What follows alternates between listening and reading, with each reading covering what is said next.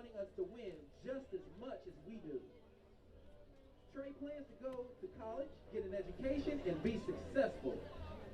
Number 32, Trey Winkfield.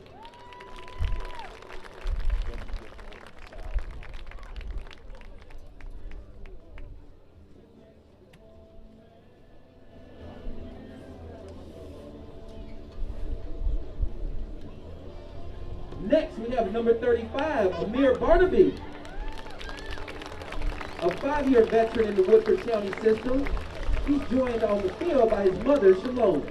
His favorite football memory is how packed our first game was this year. I'll miss all my friends that have become like brothers. Amir will be attending UK and majoring in business. He would like to open a chain of businesses in Versailles someday.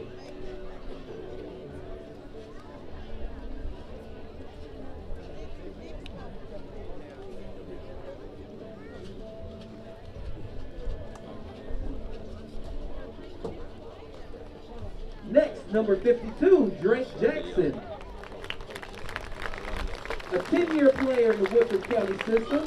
He's joined the field by his parents, Brian and Candy Jackson, his brother Ridge, and his sister Sage. His favorite memory is playing with my older brother Ridge. He'll miss playing with his best friend Seth Joseph, and after graduation, Drake will be playing, coaching, or broadcasting. Number 52, Drake Jackson.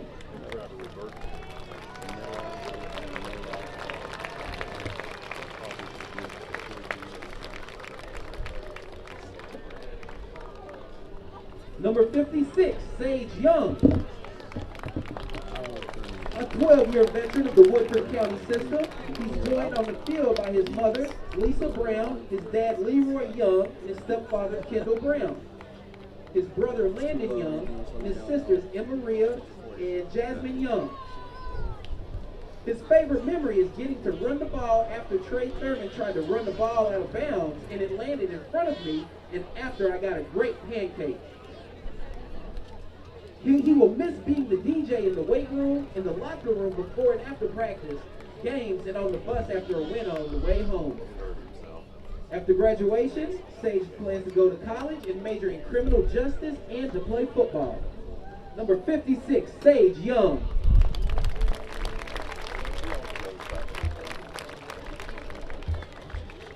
Number 57, Cal Hamlin. An 11-year veteran in the Woodford County system, he's joined on the field by his parents, Ryan and Christy Hamlin, his brother, Hal Harrison. His favorite football memory is this entire year of playing football.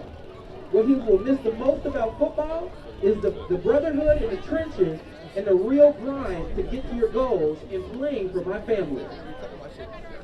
After graduation, Cal plans on attending Georgetown or Campbellsville and majoring in physical therapy and minoring in psychology. Number 57, Cal Hamlin. Number 63, Ryan Mix. A 10-year veteran in the Woodford County program. He's joined on the field by his parents, Chuck and Missy Mix, and his sister, Jordan. His favorite football memory is breaking the school record for rushing yards against Montgomery County my junior year. And he will miss playing the game I love with my brothers the most. After graduation, Ryan hopes to play football in college and plans on majoring in engineering or sports science. Number 63, Ryan Mix.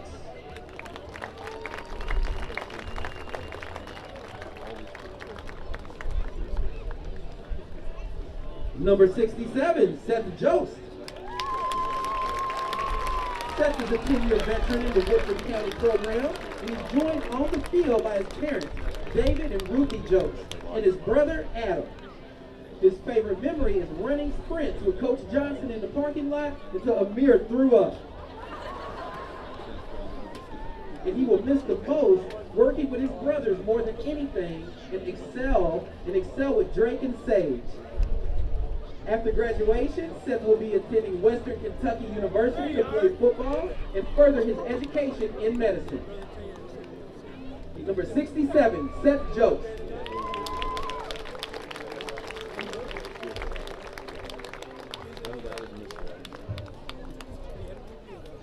Number 69, Heliodoro Reyes. Heliodoro has played 2 years for Woodford County, and he's joined on the field by his parents, Heliodoro and Margarita Reyes.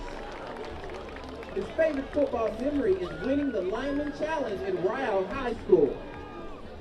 And he will miss the bonds I've made with all my teammates and coaches here. After graduation, Helio plans to go possibly play football in college and then attend law school. Number 69, Heliodoro Reyes.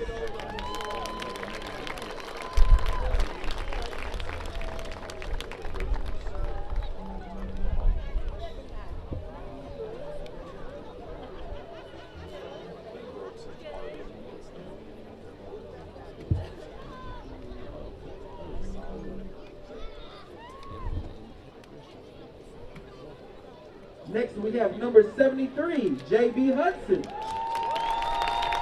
A 12-year veteran in the Woodford County system, he's joined on the field by his parents, Brad and Melissa Hudson, and his brother, Colin. His favorite football memory is the bus ride back from Marion County. And he will miss playing ball with all my friends the most. After graduation, J.B. will be attending Western Kentucky University and will be majoring in history and law. Number 73, J.B. Hudson.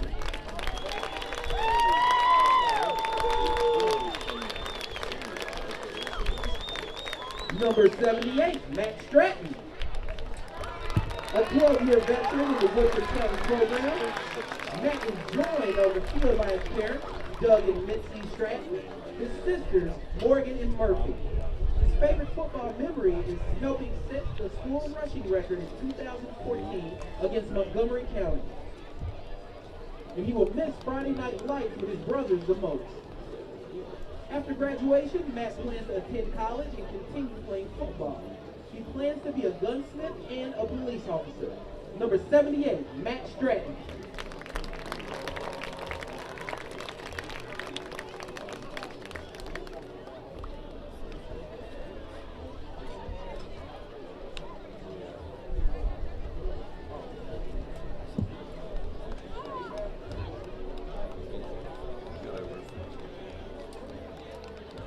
Number 84, Maxton Lippert. A 4-year Woodford County player, Maxton is joined on the field by his parents, Preston and Sandy Lippert, his sister, Tiffany Qualls, his brother, Jacob Lippert, and his niece, Kelly Jo Qualls. His favorite football memory is playing quarterback for one play in flag football. I will miss being a part of the line during lineman dinners at El Tapitio. After graduation, Maxton plans to attend college and major in media communications. Number 84, Maxton Lippert.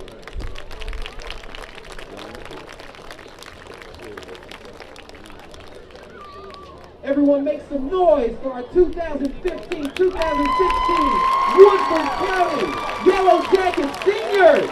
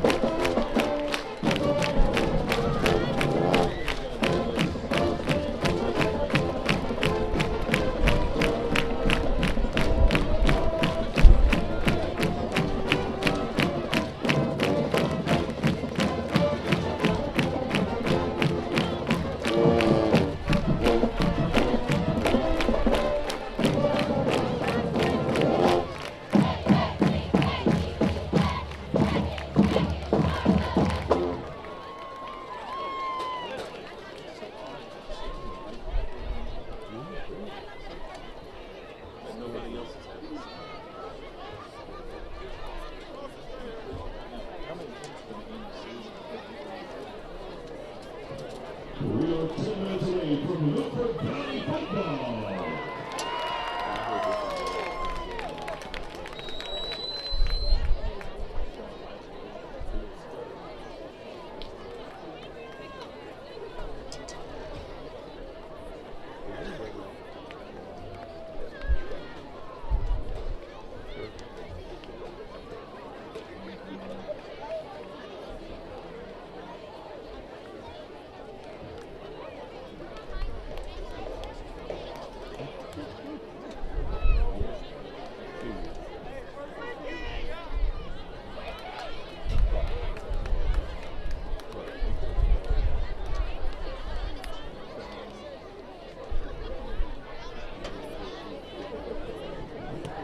Ladies and gentlemen, Woodford County classes 1988 graduate Scott Logan recently lost his battle with leukemia, leaving behind his wife Angela, a 1999 Woodford County graduate, and their 4 children.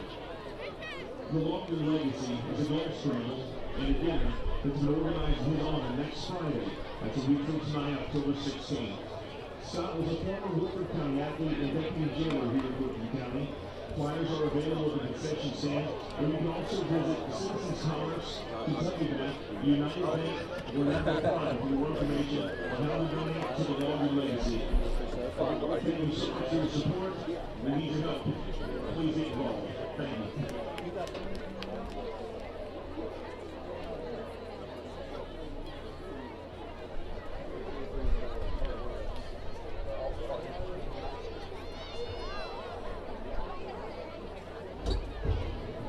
Our athletic booster club at Woodford County High School, and especially our student athletes for the past 4 years, want to honor Mr. Ron Peters and Mr. Dick Brock for their loyal support to our athletic programs. Dick and Ron started helping with our booster concession stands back when the high school played behind the old middle school. They have been our liaisons at Kroger, our makers of the best chili dogs in the state, and our popcorn poppers. These men have been the backbone of our athletic club, Booster Club. They have always wanted to support all of our Woodford County athletes. They ride hours before the rest of us to get everything set up. Dick and Ron, you're going to be greatly missed.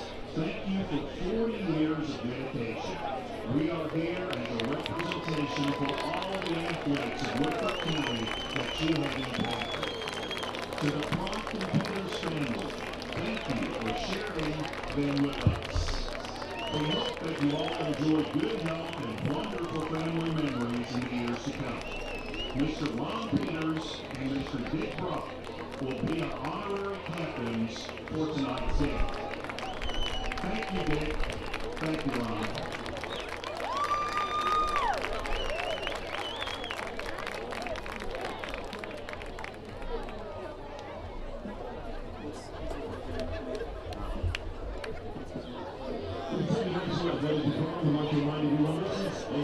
Competition of amateur competition, ladies and amateur athletes need to be so regarded and so treated. Sportsmanship is expected by players, fans, and students alike.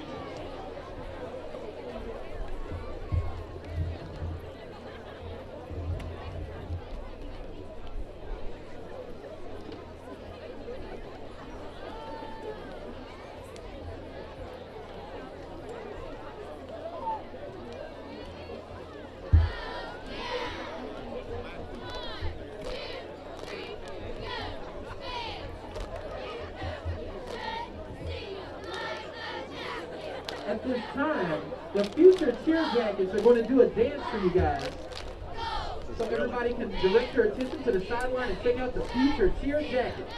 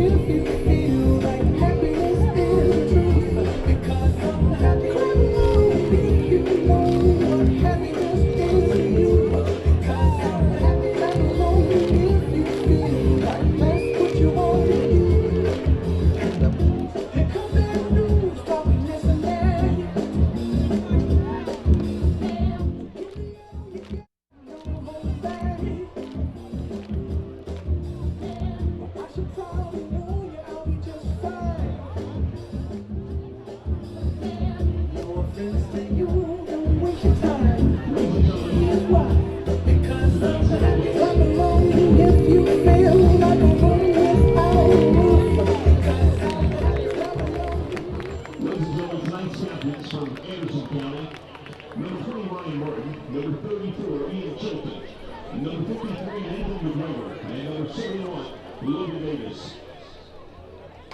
And for the Woodford County Yellow Jackets, the senior class will serve as tonight's team captains.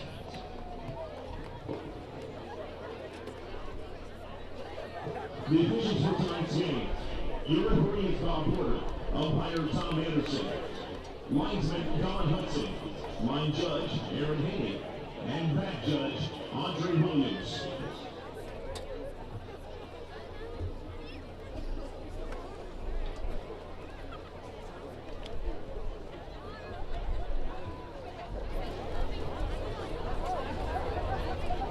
Are we on? Your mic's put me on live, so I'll put you guys. All right, ready? Ready? Okay, 3, 2, 1. Good evening from Community Stadium in Versailles. I'm Matt Calvert, and this is Woodford County High School Football 2015. Woodford County tonight playing its opening district ball game in Class 5A, taking on their rivals from across the Kentucky River, the Anderson County Bearcats. Well, I'm joined today not by Darren Douglas, who normally will do the color on the broadcast, but by former Woodford County head football coach Buck Stewart, who is making his annual trek into Central Kentucky. Buck, glad to see you again. We saw you here last year about this same time, I think. And I'm going to enjoy your company here as we talk Woodford County football and do this game together. Well, we've come down twice, Hazel and myself, and Casey, and we just want to come down and see how everybody was doing. We haven't been back since we had left. And then all at once we decided we'd have a little breakfast in the morning downtown. And son of a gun, I tell you what, we packed the place. The people had such a good time. So the guy said, "Hey, let's do it again." So here we are tonight. We're going to do this on senior night, and then tomorrow we're getting together. And I'm not sure the name of the restaurant. It's crossing the Western Auto, Haley's. Western Auto? It's across from the Western Auto. Well, I'll find it tomorrow anyways. Okay. But yeah, Mac, thanks. Good to be here, buddy. All right. Did you happen to pick up who won the coin toss?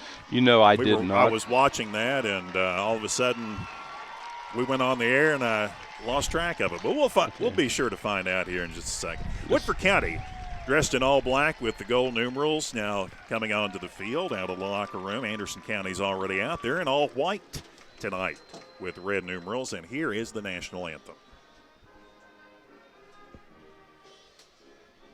Wow. Stop running. Stop running.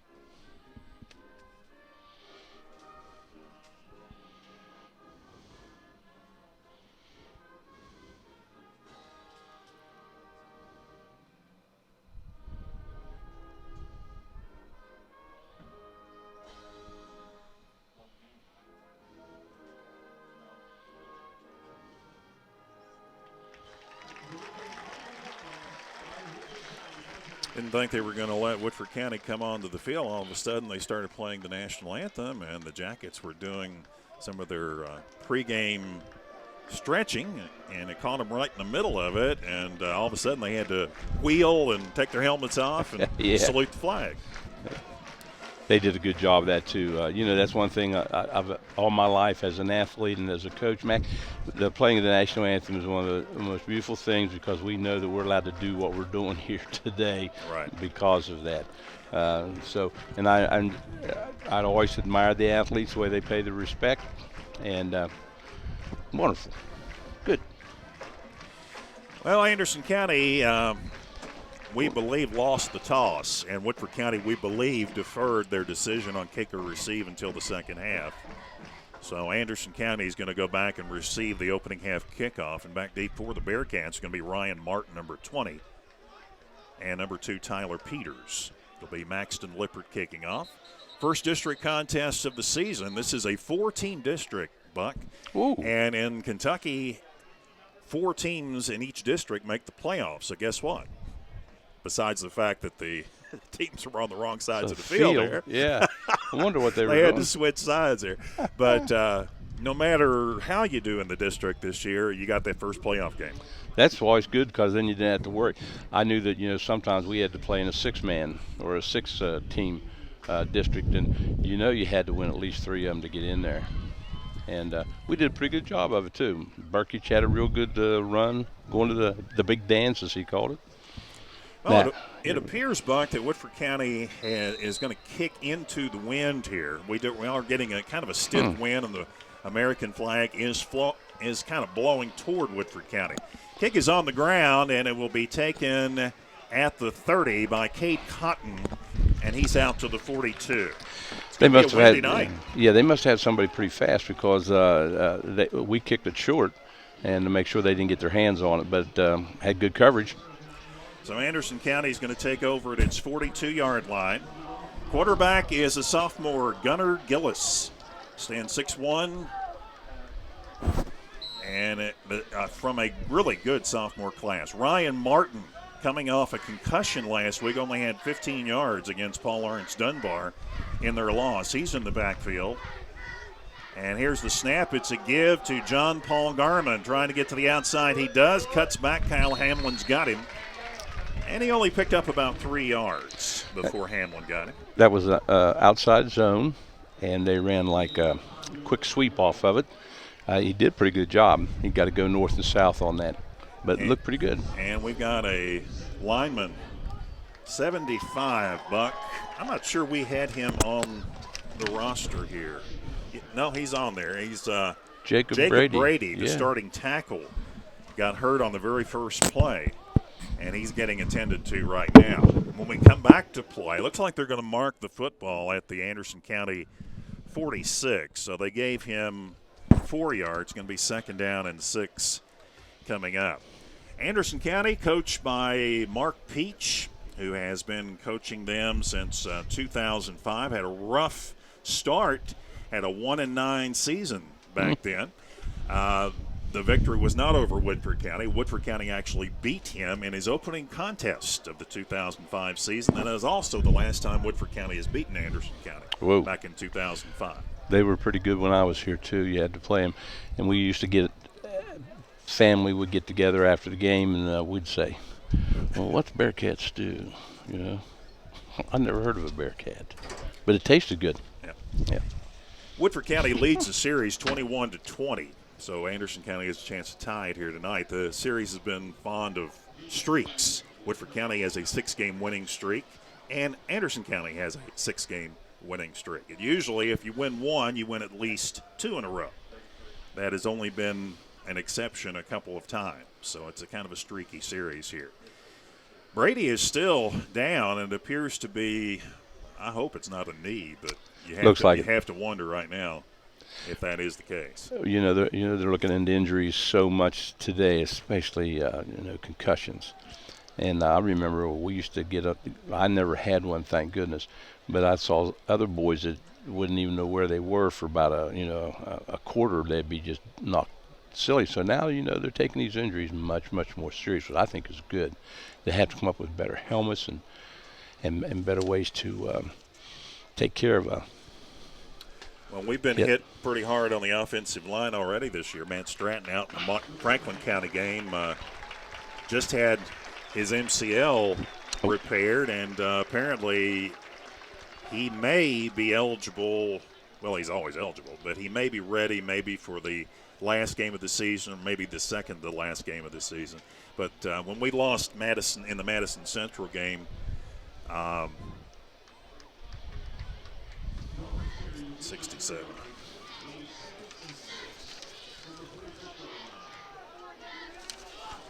$56. Yeah, Sage Young, he's out for the season now. He just had his surgery this week, and he's out for the season.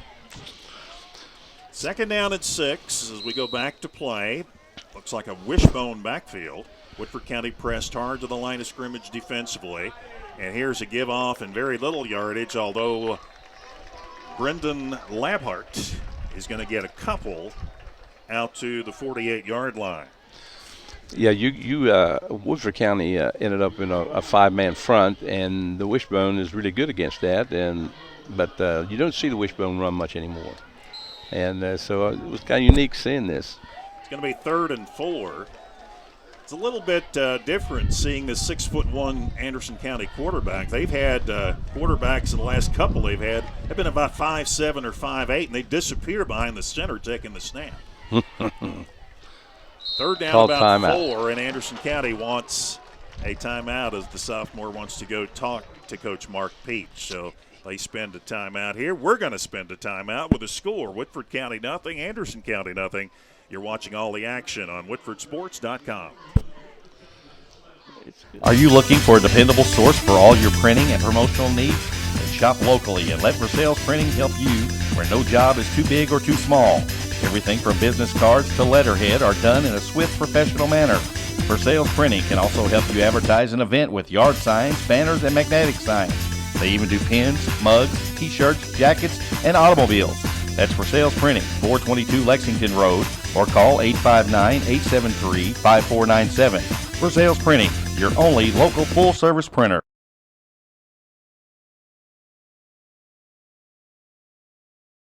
Are you looking for a dependable source for all your printing and promotional needs? Are we back?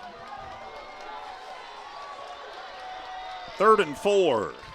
Out of the shotgun. Here's the screen pass, and was it touched by Drake Jackson? Looked close. It looked like the ball wobbled right after it passed him, so he may have got a hand on it. Ryan Martin came up with it, but he was immediately tackled, and it's Anderson County 3 and out, as that play went for negative yardage. Well, you were complaining about the wind, and this may affect this punt.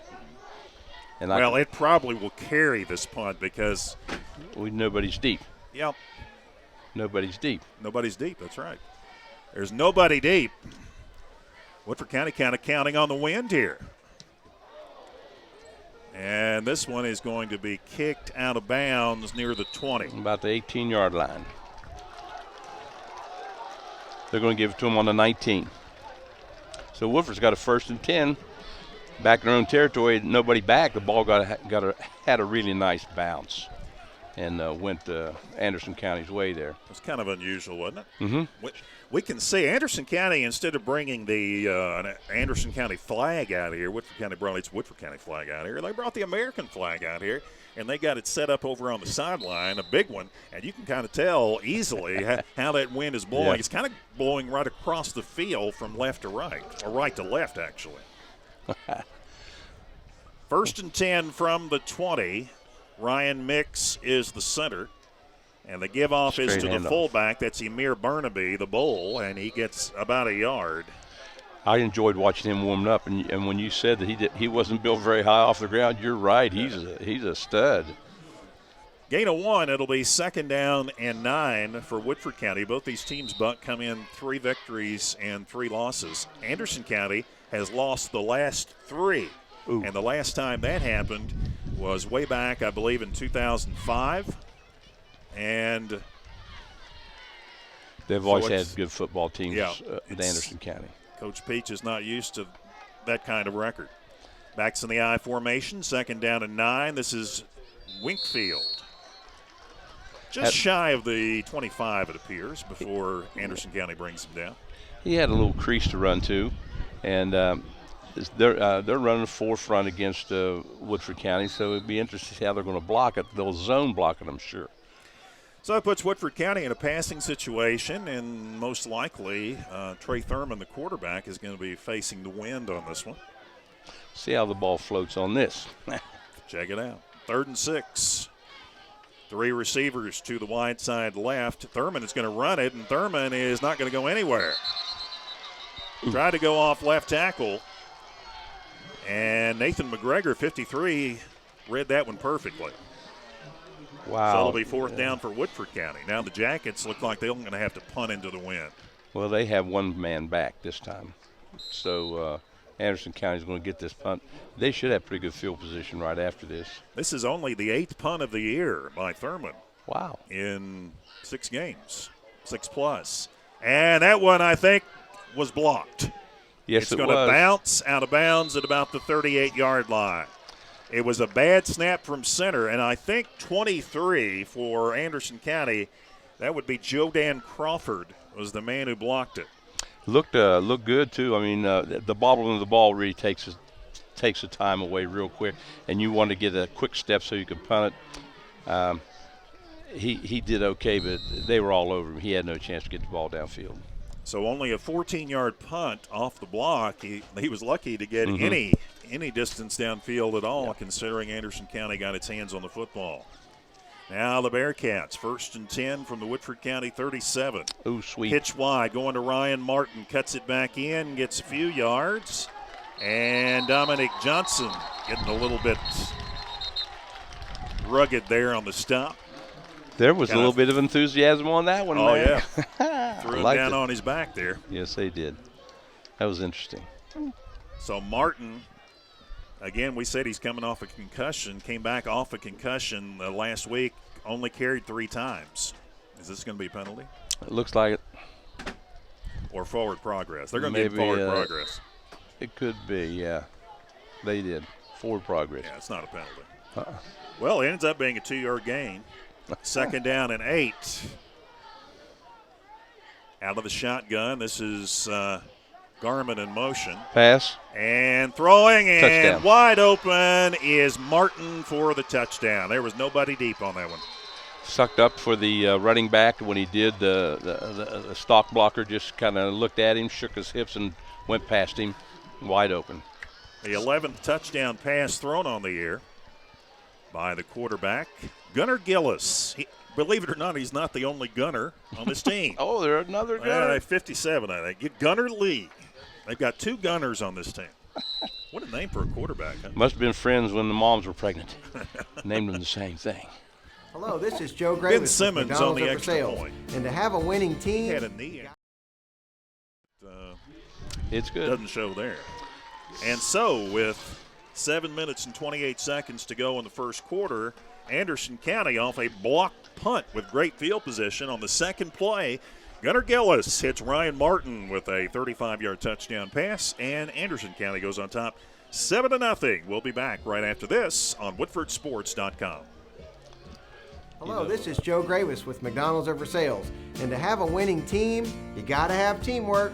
To have teamwork, you need a healthy body, and that starts with great nutrition. McDonald's is proud to offer a whole lot of healthy options on our menu, many of which are under 400 calories. Gravis McDonald's is also a proud sponsor of Woodford County Sports. Thanks a lot. We look forward to seeing you in the restaurant. And Go Jackets!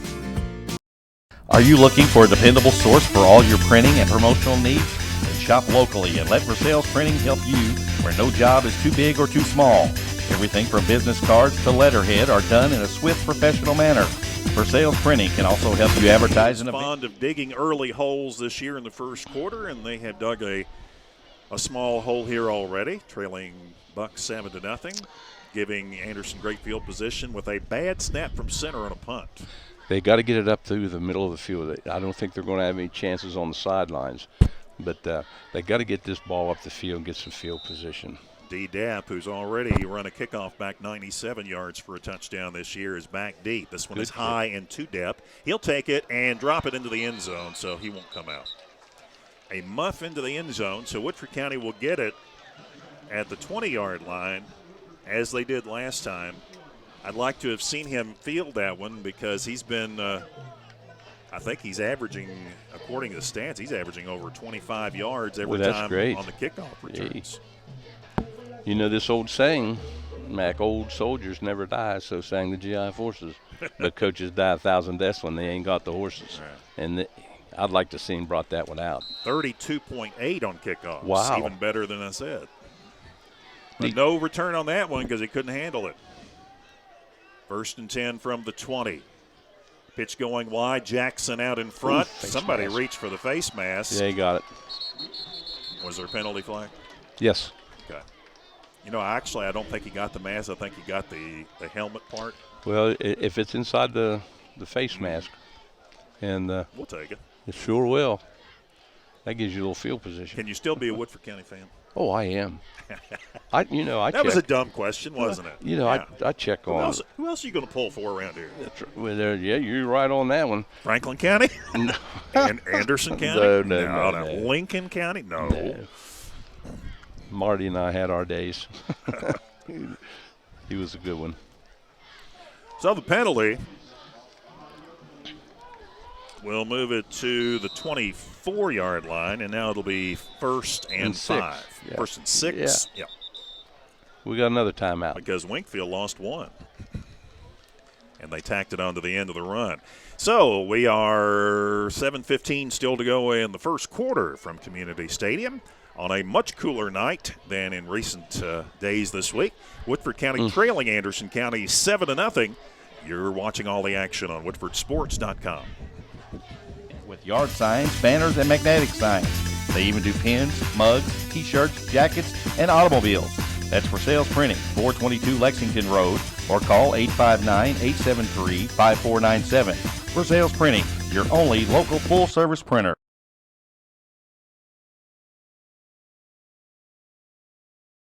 Hello, this is Joe Gravis with McDonald's of Versailles, and we are so lucky to call Versailles Midway in Woodford County home. Thanks for your support of McDonald's and all that you do to make Woodford County a great community. Teamwork, family, community, and service. That's what Gravis McDonald's is all about, and more importantly, that's what this community is all about. On behalf of all of us at Greatest McDonald's. 6 after the run plus the penalty for Woodford County at its 24-yard line. Give is to Johnson, the coach's son. He's got a little growing to do to match Dennis's 6'7", doesn't he? He's about 6'1". Well, when I was coaching track here at Woodford, I used to measure all of Dennis's shot and disc throws. So I got to know him. What a great young man he was at the time, him and his dad and his brother and the mother. Oh, wonderful people. How about Alvis Johnson dressed in Woodford County black and gold? Oh, my. Helping his son out. That was an odd thing. We finished the Nelson County game after they had a victory there, and I called Alvis the first time that I'd seen him this year, and he was in all Woodford County gold and black, and I sort of made a joke about it. How is he wearing Woodford County colors? I never expected him to do that. Is he here tonight? He's probably is. Probably. Emir Burnaby with a first down, gets 7 on that one. What a good, strong run, too. And as soon as he got through the line of scrimmage, he made a break to the outside, and that got him upfield a little further. I mean, you have to be serious when you tackle Emir Burnaby. And if you tackle him up high, forget it. First and 10 from the 32. 3 receivers out to the far side. Give it in there. Burnaby, big hole off left tackle. And a solo tackle made by Labhart, the linebacker, at about the 36-yard line. So what looked like Bucket was going to go for a lot more yardage and then ends up as only a 4-yard gain. And if he hadn't touched him, he did have a long way to go. Because he was pulling him down from behind. So it'll be second down and a long 6 as they split Graham Kane wide to the right. On the other side of the field is Jacob Jenkins, the tight end. Winkfield split in the slot, and Malik Richards is wide. And this one is barely back to the line of scrimmage for Burnaby. Went to the well a little too often right there, I believe. So it's going to be third down. You think they should have taken a shot on first down and 6? I would have. I'd love to take that chance, and I guarantee you Graham Heasley did too, and so did Eric Taylor. And that's a good down throw on them when it's 1 and 4, 1 and 6. Go see what you can do. Stretch your field a little. Third down, and now more like 7. They lost a little bit on that last play. Go to the shotgun. Thurman's got it. A quick out to his tight end Jenkins, and reading that pass was Labhart. He kind of jumped the pass there and got in the vicinity of intercepting that pass. Well, he just got in the way just enough, that there's no way we could have caught the football. And it was a good thing that he didn't get his hand up there and pull it down. He could have intercepted it. So Woodford County is out of downs again. And back deep for the Bearcats. It's going to be Ryan Martin who scored the rushing touchdown. And there's a ball that I think they blocked it again. Yes, and it's going to bounce around at the 30. And that will be a negative 5-yard punt. Oh, my. A negative 5 punt. And Anderson will start at the 30. But, Buck, they have looked at some film this week, and they have decided we're going to go after the punter. But as I said, he's only punted 7 times That's this not year. a whole lot. They haven't seen Woodford County punt that much. After the first punt was blocked and watching this second one be blocked, these guys just went up through the gaps, and nobody's blocking down on the men. They just came straight up through the they were there. Backs in the I formation. Elio Reyes over the nose. Kyle Hamlin, Seth Jost in there at the tackles. Blitz from the outside, and that was a well-developed play as depth came from the corner on a corner blitz there and put a lot of pressure on Gunnar Gillis. It'll go as an incomplete pass, and it will be second down from the Woodford County 30, second down and 10. Well-called defensive play there as Anderson County has seized momentum here, and Woodford County kind of dictating things with a blitz. They did a good job on it, and we had some people that were inside the blocking scheme, so it had nowhere to go. That's why it was knocked down. 2 receivers right. And there's a high snap. They're after it. Martin picks it up, and there's nobody over there for Woodford County. Oh, he cut in. I don't know if he kept going outside, Buck. He'd have been there. He didn't. He cut it up, and he should have stayed to the outside because there was no black jerseys over there. Well, we said Gillis is taller than their other quarterbacks for the last several years, but he'd have to be about 8 foot tall to have received that center snap. Yeah. Martin's going to lose 12. He's going to take the loss for the team there. And now it's going to be third down and call it 22 yards to go. A big break for the Yellow Jackets, who had just given up a second block punt. And given Anderson great field position. So now the Bearcats have called the timeout. When we come back, it'll be 3rd and 22 from the Yellow Jacket 42. Score, Anderson County 7, Woodford County nothing. We'll be back on WoodfordSports.com. Hello, this is Joe Gravis with McDonald's Over Sales. And to have a winning team, you gotta have teamwork. To have teamwork, you need a healthy body, and that starts with great nutrition. McDonald's is proud to offer a whole lot of healthy options on our menu, many of which are under 400 calories. Gravis McDonald's is also a proud sponsor of Woodford County Sports. Thanks a lot. We look forward to seeing you in the restaurant. And Go Jackets!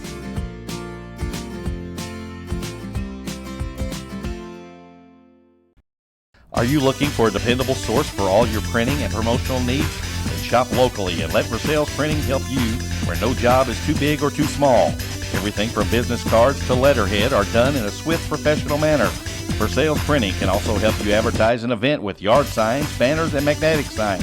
They even do pins, mugs, t-shirts, jackets, and automobiles.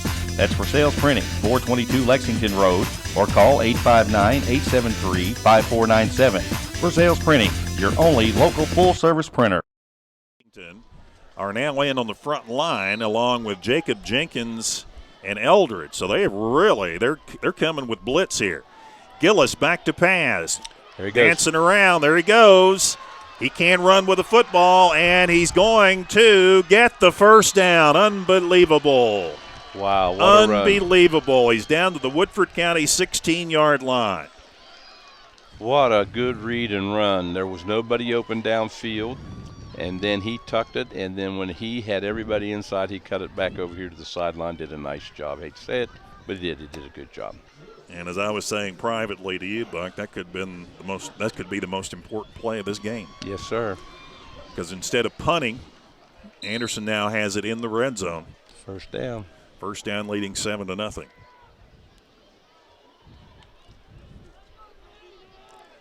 Edmondson, the tight end on the left. Power. They run that way, and this is Peters, number 2, Tyler Peters. Little power play off left side. Usually their top receiver. And Peters is going to get to about the 13. So it'll be second down and 7, gain of 3 from the Woodford County 13-yard line. Jackets have given up 89% of the opponent's ventures in the red zone and resulted in scores. That's a lot. 89%. Whoa, Pitch going wide to Ryan Martin, trying to get his outside shoulder. There is Dominic Johnson. He did, but it didn't get any help. And Martin is down at the 10. He only got 3 on that one. Johnson did his part on that one, forcing the play back in, but where was the help? Nobody came quick enough. Nobody flowed. And he did. He turned it in, and then he tried to go back outside. He turned it in twice. But he just didn't get the pursuit from the backside. Now you got to have it right here. They're going to throw the football. 3rd down, about 4. Gillis, whose running stats don't impress you, but he has run the ball a lot this year. You just figure there's a lot of negative sack yardage among his rushing yards this year. How many timeouts have they called in the first quarter? Well, they're down to none on the scoreboard there. That should have been their 3rd one. I think it was. My. We've taken 1. So with 2:22 still to go in a long first quarter because of the timeouts, we're standing right now in Anderson County 3rd and about 4 from the Woodford County 10, and the Bearcats leading by a score of 7-0. Well, for those of you who were around during the Buck Stewart era, which ended at Woodford County about 1998, I believe, 1999. Tell us how things have gone for you since then. I know you've had some health issues, and you've been able to overcome those, which was the biggest reason I think you moved back to West Virginia. Yeah, when I had my first heart episode, which I found out it was my first, but anyways, became depressed and wanted to come back home. We did that. Went back to West Virginia, ran into a young man who I'd coached previously and said, "Coach, you looking for a head job?" And I said, "Well, I'd like to have one." He told me what the school was. They had not been good for a century. And I just decided I'd do it, so I'm going to turn that program around. The master rebuilder.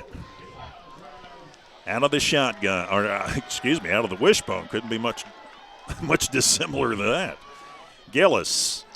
Good. They stop him at the line of scrimmage. Pitch going wide, and Tyler is going in for the touch. They had it stopped at the line of scrimmage, and Gillis pulled it. Yes, he did. He did a great job. I mean, Tyler Peters from 10 yards out.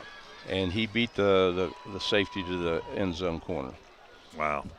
Had it all jammed up, stopped it where it's going to force a 4th down, and Gillis said, "No, don't think so. We'll pull it." And the pitch wide to Peters. He got the corner of the end zone. So now it's 13-0. And Ben Simmons is on to end the extra point. Soccer kicker for Anderson County. Kicks it. Looks like it's through. It is. Yes, it is. And so with 2:14 to go in the first quarter, Woodford County looking at what has become a tradition here this year of digging a hole in the first quarter. They trail it by a score of 14-0. We'll be back with a kickoff here on WoodfordSports.com.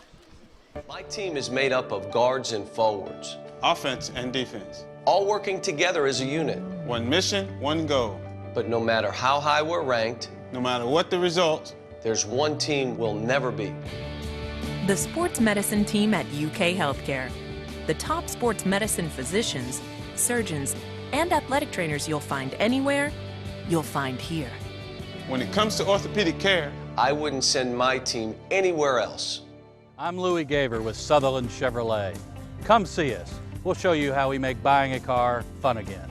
Sutherland's the only dealer in the state to be awarded the prestigious GM Mark of Excellence Award. And we're easy to get to, just 6 miles past the Fayette Mall. No hassle, just the Sutherland advantage.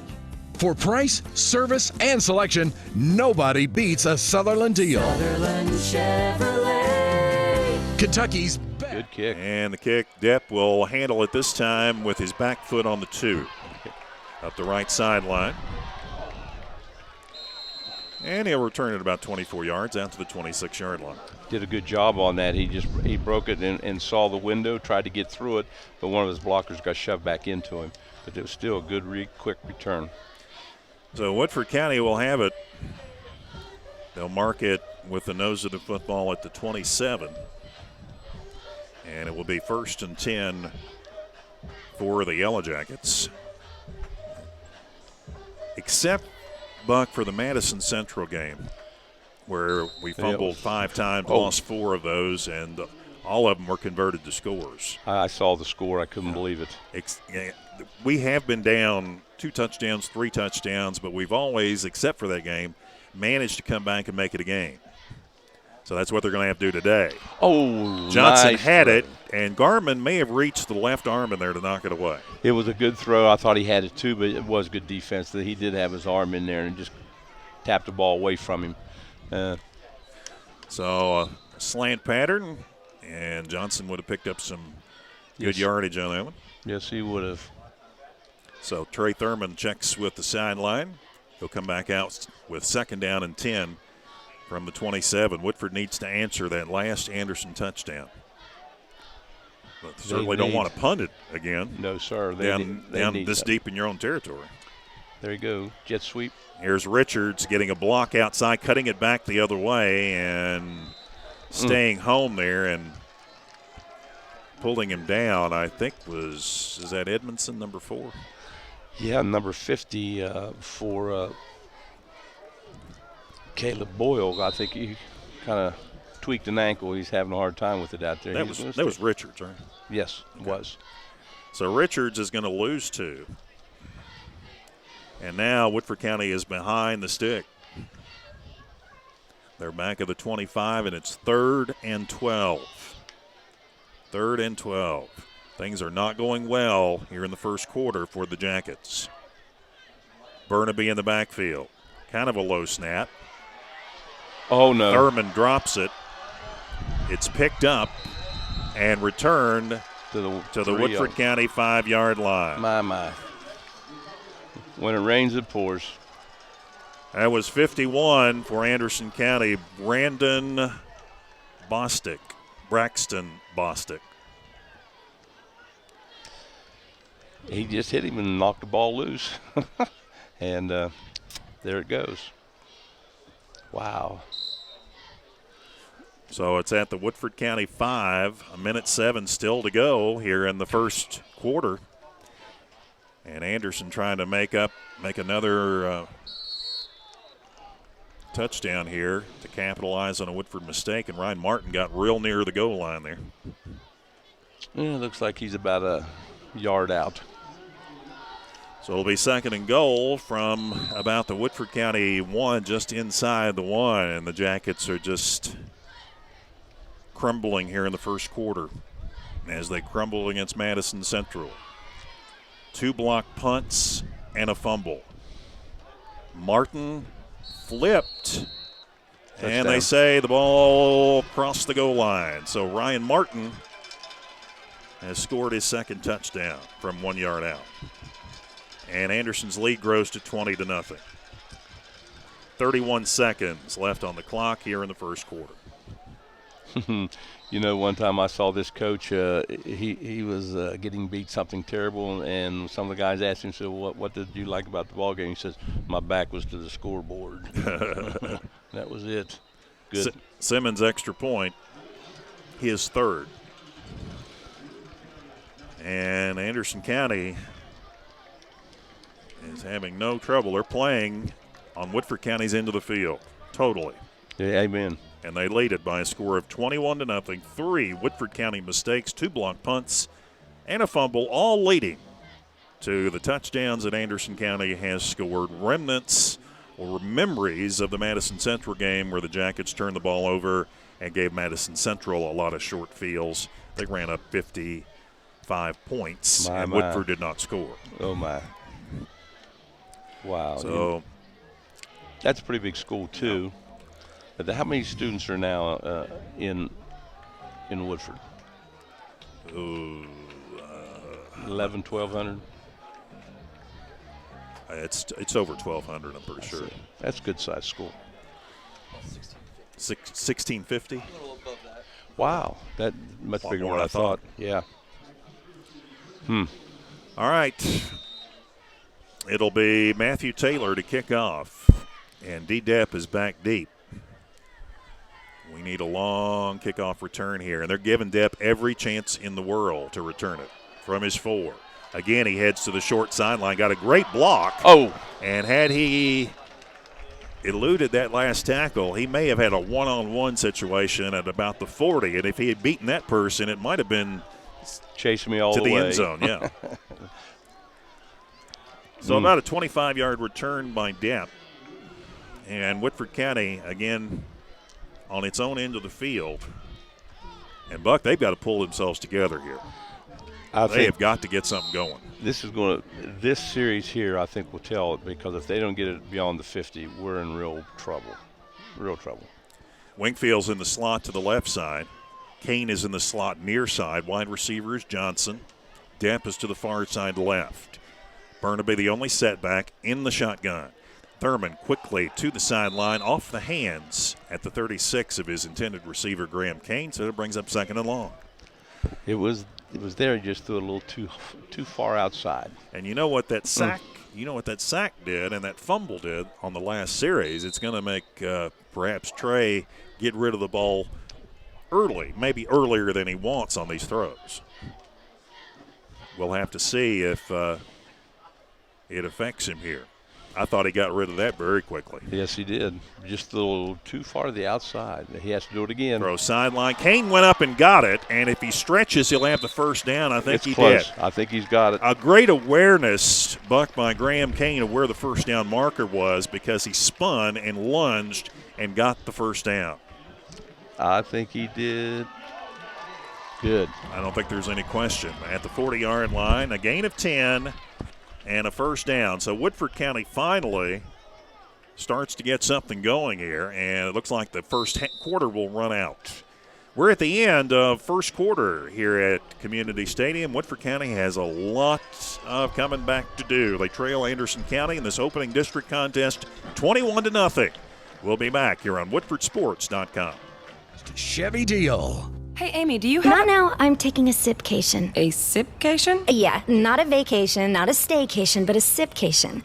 Get a McDonald's flavored tea, take a sip, and that perfect sweetness takes you straight to paradise. We should take more sipcations. And nailcations. And spacations. Put it all on the calendar. McDonald's flavored sweet teas take you to paradise. Enjoy a wonderfully refreshing peach or strawberry flavored tea for a hint of sweet fruit flavor. And participate in McDonald's. Hello, this is Joe Gravis with McDonald's of Versailles, and we are so lucky to call Versailles, Midway, and Woodford County home. Thanks for your support of McDonald's and all that you do to make Woodford County a great community. Teamwork, family, community, and service. That's what Gravis McDonald's is all about, and more importantly, that's what this community is all about. On behalf of all of us at Gravis McDonald's, we just want to say thanks. Out night here at Community Stadium. Players wearing pink in honor of Breast Cancer Awareness Month. 1st and 10, Woodford County from the 40. A low snap and throwing over the middle. Great catch by Malik Richards for a first down. Very, very. Went up high and brought it down, brought it out to the 50 or the 49-yard line going in. So we got us another 1st and 10. Now we've just seen two great catches, one by Kane and one by Richards. Let's have some more. 4 and a 4 made. Boy, this center snap is way low. The center snap is really a problem right now, and I don't know why, because we haven't changed centers. It's still Ryan Mix. He's had 2 or 3 very high, and he's had this last one was on the ground. So that's a loss of 5. That'll ruin a drive, just like a penalty. Only you don't get the down over again. 2nd down and 15. Good snap. Good snap this time. Lets the rush come, but one guy spying. And that was Labhart, I think, got Wingfield.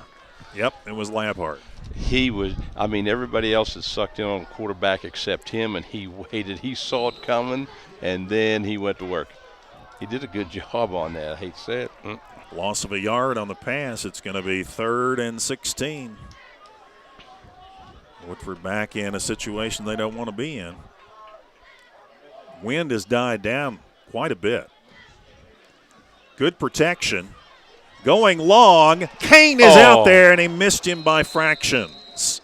And on the Anderson County 25. That's a pretty well thrown ball. Yes, it was. I thought he might be able to get to it. You know, as a coach, you want to say, put that ball up in the air and let them run under it. And, when you try to throw it to them, sometimes that's a little too far. So now Woodford has to worry about the punt. They've had 2 punts blocked already. And I'm sure Anderson County is not going to give up on it. They've still got 1 back. They're rushing 8. Time. That's a penalty. Woodford looks like they're going to have a delay penalty here. Illegal substitution. Substitution infraction. Yeah. So that'll be a penalty. And that will move it back to the 39.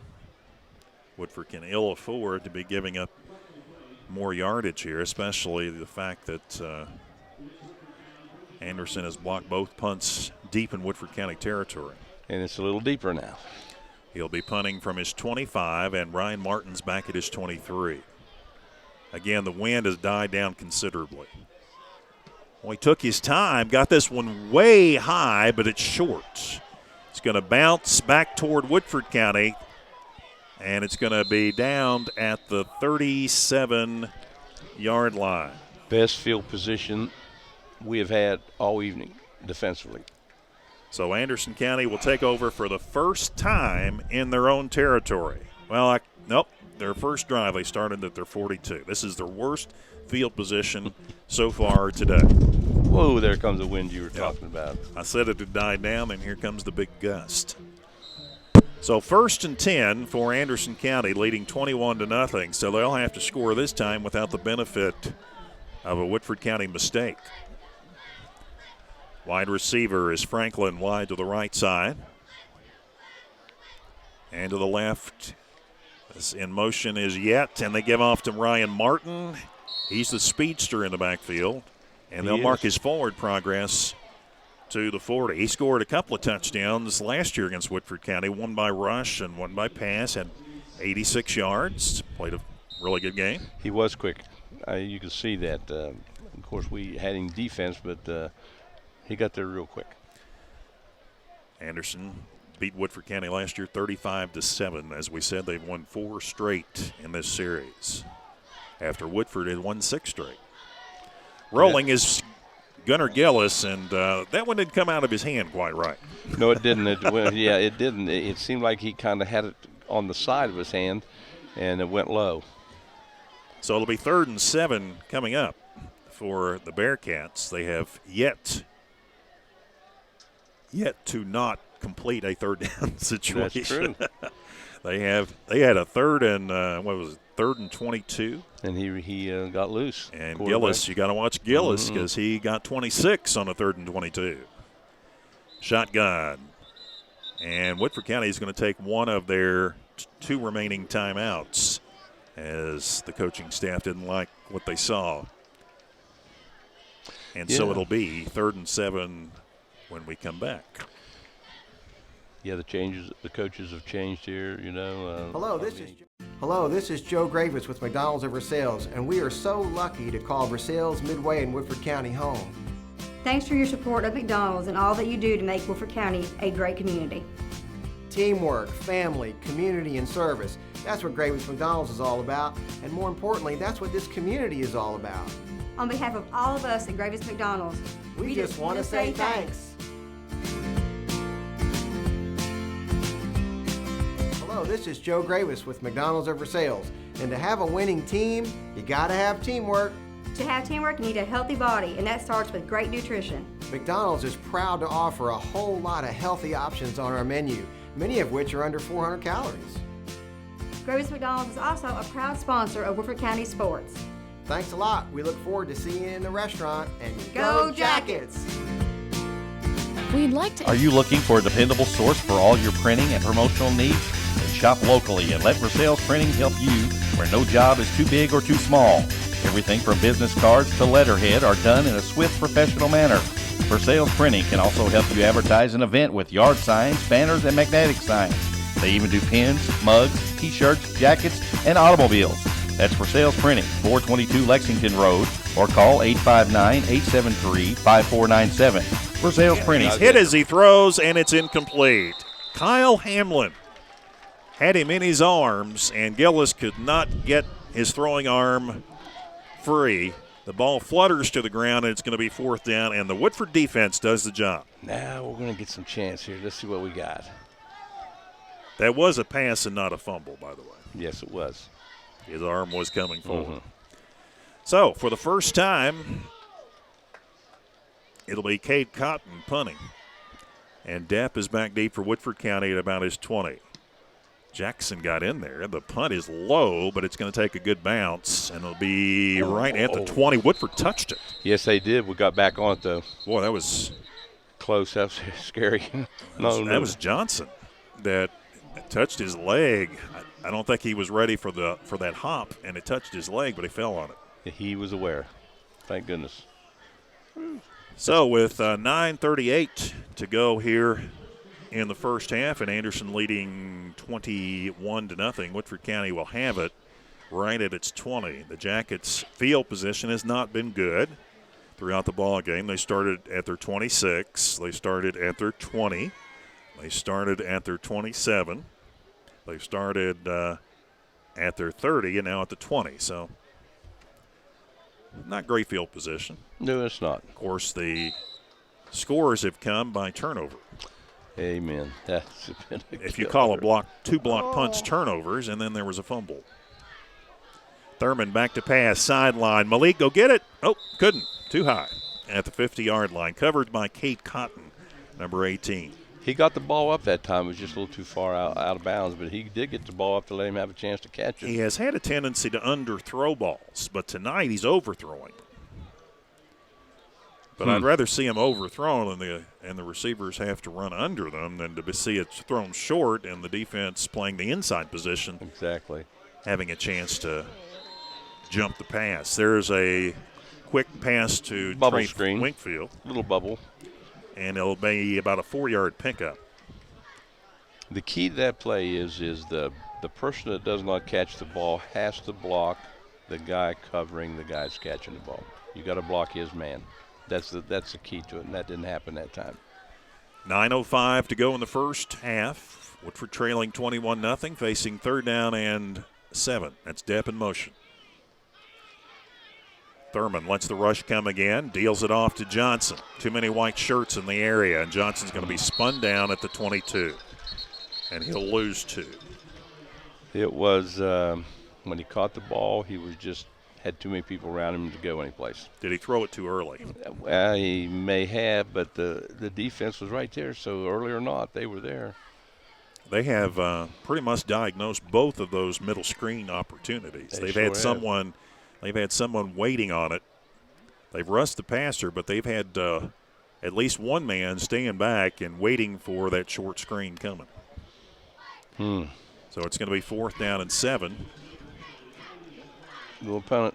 And it'll be punting time from the 22. So Woodford got nothing done on that series. And now Trey Thurman close to the end zone. Ryan Martin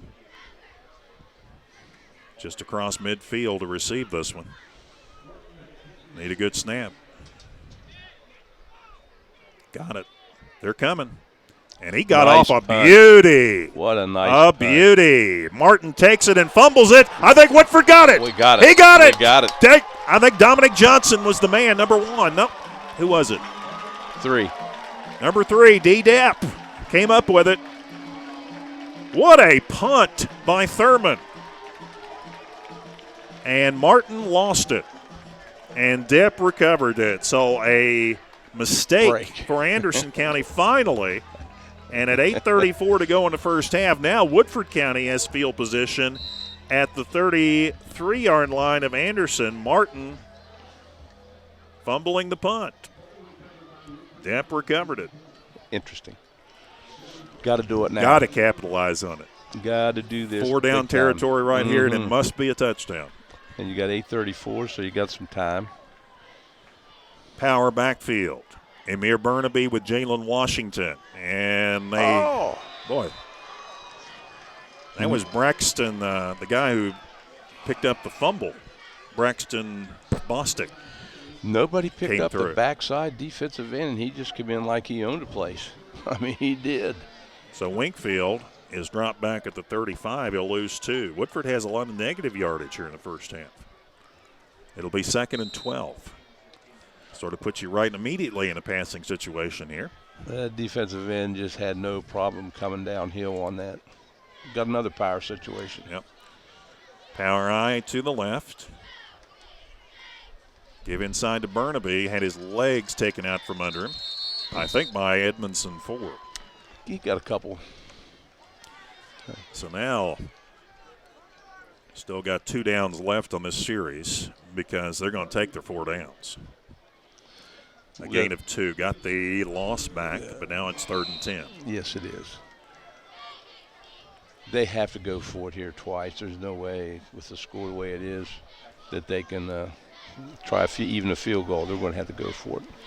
Still, the power is sad, but they haven't done much with it. No, they haven't. Surprises me, though, that on 3rd and long, they're going to go with it. There it goes again. And Johnson goes nowhere. Ooh, we have us a penalty. Bostic came back there and made the initial contact, and I think actually made the tackle. There was a flag. Is it against them? Maybe holding on us. It was holding on us. And they'll decline it, make it 4th down. That's right. So they lose 2 more. They got to go for it. Makes no difference. Well, Anderson County really quick on the defensive front. They get back there quick. Yes, they do. And boy, they have read that so well. The linebacker has this number 28. 28 Lampard. Yes, sir. Now he's their leading tackler. Well, I can see why. He has a good nose for the ball. Here we go. 4th down. Now they go with the shotgun set. Play action. Throw across the middle is way high. Nowhere near Jacob Jenkins. Nobody picked up 18. If he had just another instant, he could have had the ability to throw that football to somebody. He had no chance that time. Nobody picked up the defensive end. Nailed him. Probably threw off his back foot. The reason it was high. Yeah. Yep. So, Anderson County, after making the mistake on the fumbled punt, no harm done. They take over at their own 35-yard line, leading 21-0. 12 guys on the field. They call time. Thank goodness. Woodford? Yeah. And that'll be their last time out of the half. Yep.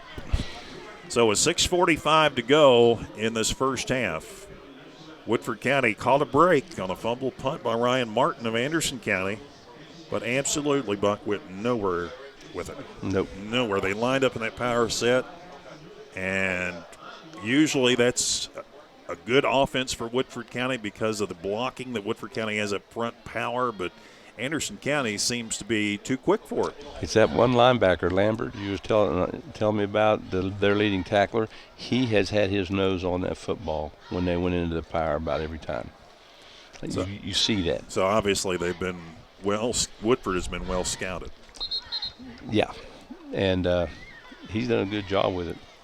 I mean, he has. Still a lot of time left here in the first half. It's been a slow first half. Both teams have used all their timeouts, so we've had 6 timeouts. Yes. In this first half. And they had all theirs in the first quarter. Right. But it worked for them. And they did.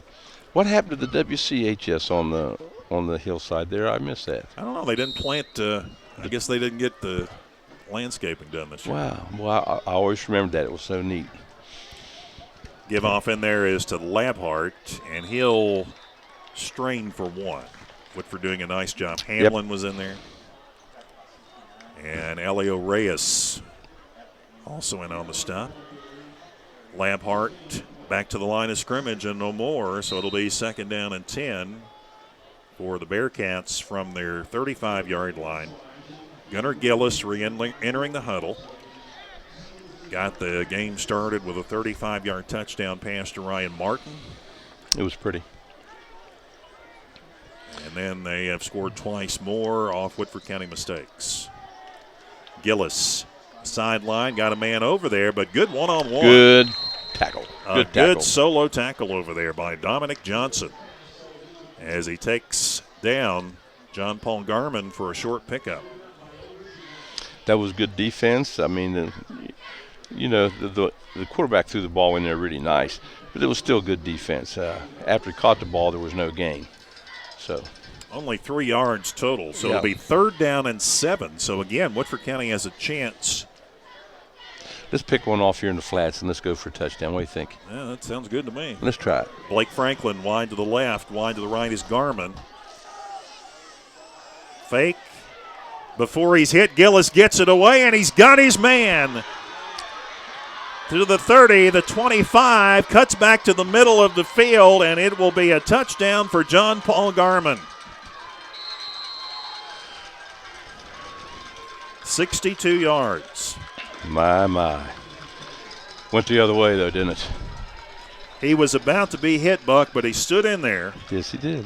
As the pocket was collapsing and threw the out, and that was a good piece of running by John Paul Garmin because I thought he was going to be brought down about the Woodford 30. I did too. And then he cut it right back to the middle of the field, and it was a timely cut, and Woodford County, even Depp couldn't get him. Nope. I thought he was going to. So Simmons with his 4th extra point. Good. And it's good. So Anderson has scored 4 times in this first half and leads 28-0, and we've still got 5:33 remaining on the clock. So just when you thought with 21-0 down, Woodford County gets a break, hey, they might cut it to 21-7. It's a 14-point swing. Yes, it is. You hate that. Oh, my. 28-0, Anderson County, 5:33 to go in the first half, and we'll be back here on WoodfordSports.com. My team is made up of guards and forwards, Offense and defense. all working together as a unit. One mission, one goal. But no matter how high we're ranked, No matter what the result, there's one team we'll never beat. The sports medicine team at UK Healthcare. The top sports medicine physicians, surgeons, and athletic trainers you'll find anywhere, you'll find here. when it comes to orthopedic care, I wouldn't send my team anywhere else. This radio County just a mistake-filled first quarter. Fell behind 21-0. Saw the door possibly open with an Anderson County mistake. Couldn't take advantage of it, and then they just got hit with a 60-plus yard pass for a touchdown. Michael Eldridge doing a nice job with a short kick, falling on it at the 35-yard line. They were offsides. They didn't call it. They were offsides. Good enough. Yep. Well, we declined it anyway. Yep.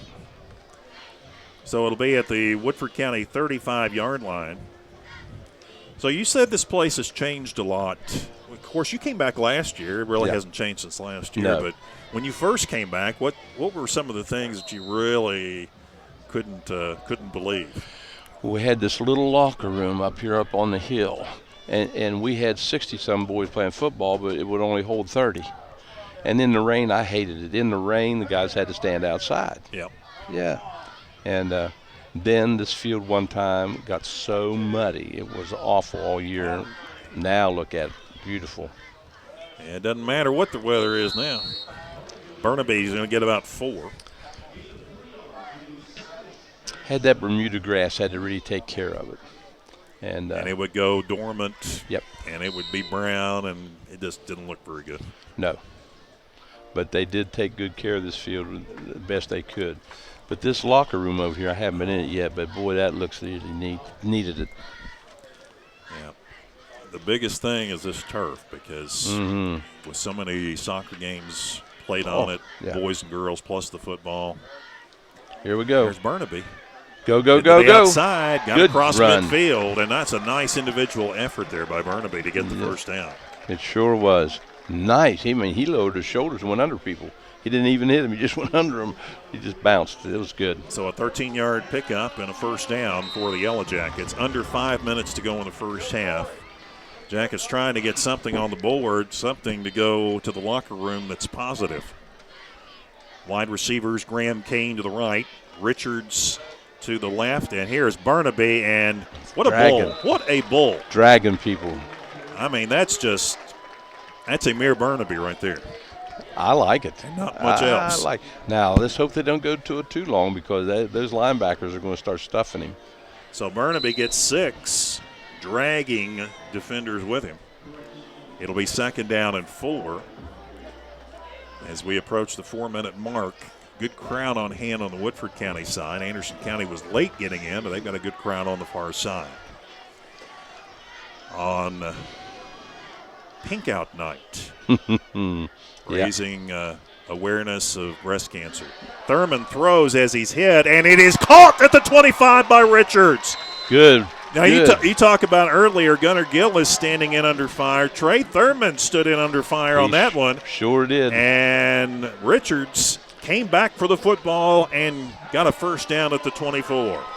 Pretty play. Just good individual effort out of the quarterback and the receiver. Coming back to the ball and standing there, you knew he was going to get hit and still threw the ball. I think he was surprised he didn't get hit right away. He turned, got to face up and face the defense there. A 19-yard pickup. Burnaby there he inside, goes. and he rumbles, and he down to the 10. Don't say fumbles. I got to say something else. Down to the 10. Got a first down. Amen. I think the Jackets might be a little mad right now. Rumble, stumble, but no fumble. I think they got Anderson County got their attention. That's a 13-yard pickup, and that's 3 first downs on a 5-play drive that started at the Woodford 35-yard line. The Jackets going downfield quickly. 1st and 10 at the Anderson County 11. One back in the backfield, and Thurman is under center.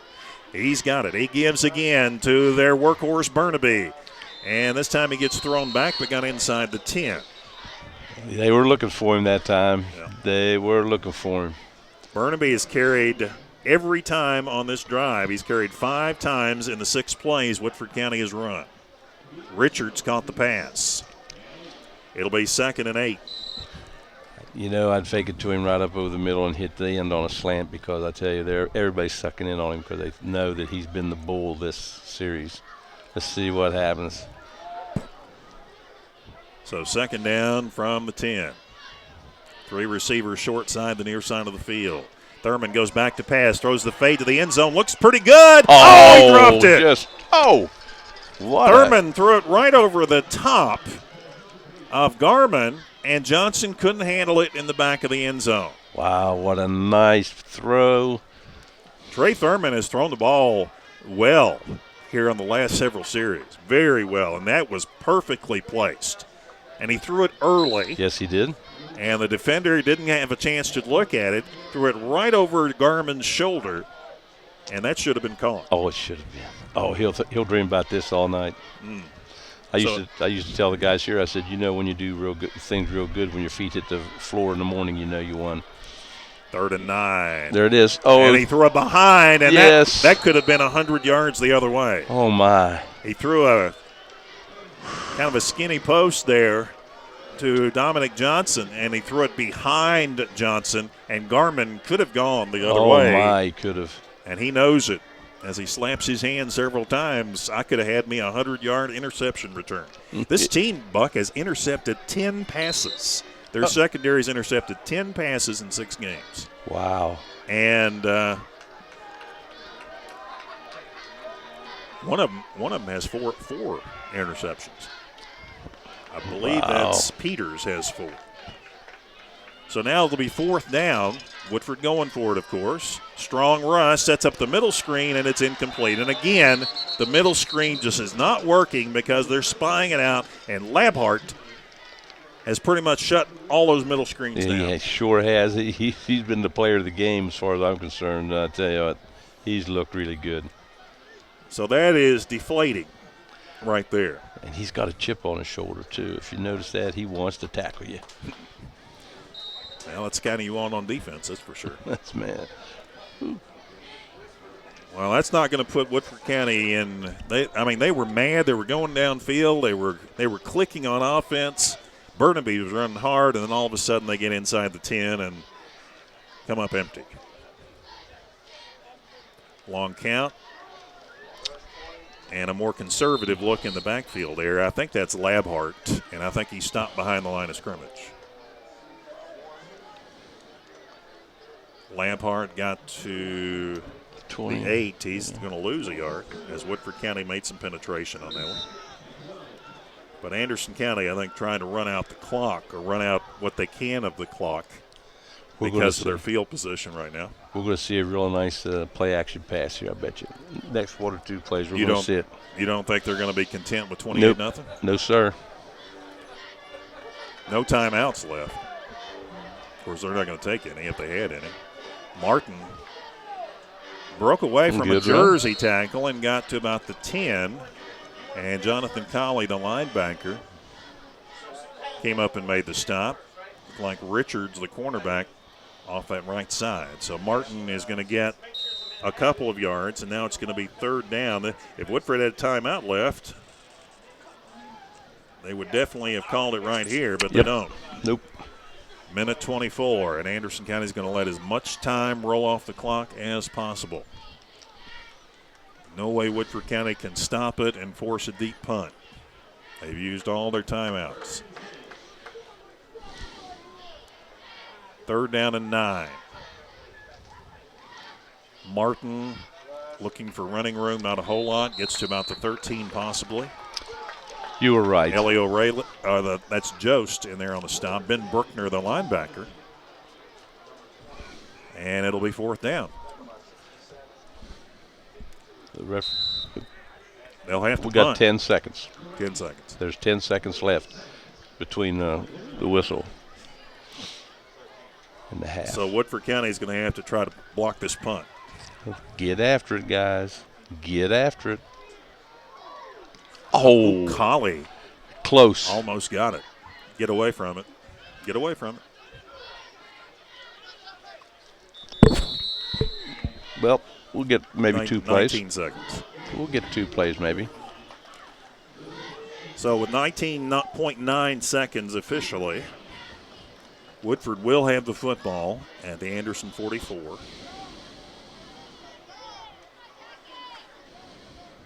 You know, take away, Buck, take away the 2 block punts and the fumble, the turnovers that gave Anderson the short field. Woodford County has come up with some stops defensively here tonight. Yes, they have. It doesn't look like it, though. No. Look at the score. It's been capitalizing on Woodford County mistakes as Madison Central did in a game that sort of mirrors that game a little bit. Madison Central was always tough when I was here. They were a very difficult team to play. Big. 1st and 10, and then we have an offside as depth win a count too soon. The wide receiver on the right side, that'll cost him 5. Gives him more room to throw the ball up in the air. All right. Yeah. That's the way I look at it. Whatever you say, Buck. No, that's the way, you got to think positive here. Maybe punting would be that would be an advantage, but 1st and 15.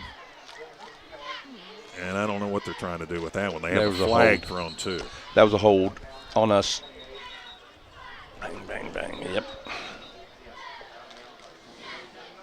And there's a late flag thrown. There's unsportsmanlike conduct is going to be coming up against somebody. And I think it's going to be against Laphart. He's making the nonverbals that look like it's against Anderson.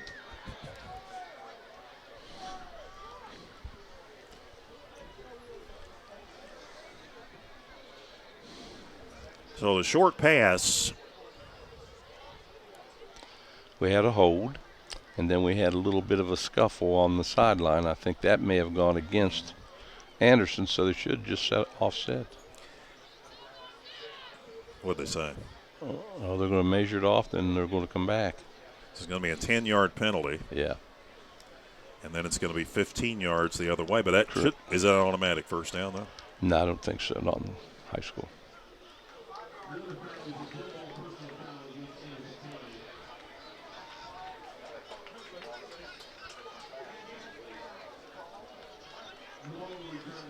So the ball is pretty much where we were just a second ago. Yeah, 1st and 15. 13 seconds still on the clock. It's going to be 1st and 15. Thurman in trouble. Shakes out of it. Shows us a little speed. I would say. He's got a 1st down. He's at the 20. He's at the 15. Come on, all the way. Go, touchdown. Yes. Touchdown. Woo. Touchdown, Thurman. Wow! What an effort. Wow, what a play by the quarterback. Wow. Cut across field. My, that's a highlighter right there, buddy. That's on And your that will get something stoked in the locker room here. I hope so, boy. That's it. Go get so the extra Thurman point. on a 48-yard run out of the pocket. And he showed speed. Oh, I didn't know he had that much speed. When he crossed the Anderson 45 there, he was moving. He sure was. He was moving. And then when he got grabbed, they grabbed him on about the 4-yard line. He forced himself into the end zone. And that breaks 5 scoreless quarters for Woodford County. 5 scoreless quarters. They're going for 2. Pitch back, he goes to Wingfield. Don't think he's going to get No, there. he's not. Why are we going for 2? Really? I don't get it. That's a one-pointer. That's all we needed to do. I don't get that. That makes it harder later on. Sure does. So with time expired, it took Thurman runs 48 yards for a Woodford County touchdown. Unbelievable effort to cross that goal line, because if he hadn't bucked, there was no time left. No, there wasn't. And, boy, he made it an effort to get it in the end zone on the 5. That was the effort right there at the end. But I just don't understand the extra point. Coaches. You're not going to chase many points down 6. No. If you're down 28 points, you don't need to be chasing points this early. Do you have a kicker? Maxton Leopard, yeah. Is he good? Yeah, he's good. Should have kicked. In fact, he's made 16 in a row extra points. I've made some bad calls in my time, too. All right, so Woodford County goes to the locker room with a little bit of fire now. And just as it looked like they were going to they blew their last opportunity, Buck. They did. They stopped Anderson County cold, got the football back on a punt, and then on the third play, somehow Thurman scrambles himself to a touchdown. Could have been tackled in the backfield, but the guy, they kind of split him and missed him. Then he took off up the field. Then, like you said, when he got to 45, then he broke it to the sideline, outran a couple guys, and had to miss one guy right here on about the 15. And then when they kept chasing him and grabbing him, he got to the 5. He made the effort to get in the end zone, and that was it. That was a superb effort by Trey Thurman. All right, we are at halftime, and Woodford County has shaved a few points off a big Anderson County lead, but the Bearcats are still up 28-6. We'll be back here in just a moment on WoodfordSports.com. My team is made up of guards and forwards, Offense and defense. all working together as a unit. One mission, one goal. But no matter how high we're ranked, No matter what the result, there's one team we'll never beat. The sports medicine team at UK Healthcare. The top sports medicine physicians, surgeons, and athletic trainers you'll find anywhere, you'll find here. when it comes to orthopedic care, I wouldn't send my team anywhere else. This radio commercial has no zany sound effects, no funny accents, no puns, no punchlines. It's as simple as McDonald's new artisan grilled chicken breast filet. No preservatives, no added colors, no artificial flavors. No kidding. The new artisan grilled chicken from McDonald's. 100% tender, juicy chicken breast filet. Try it today, because tasting is lovin' at participating McDonald's.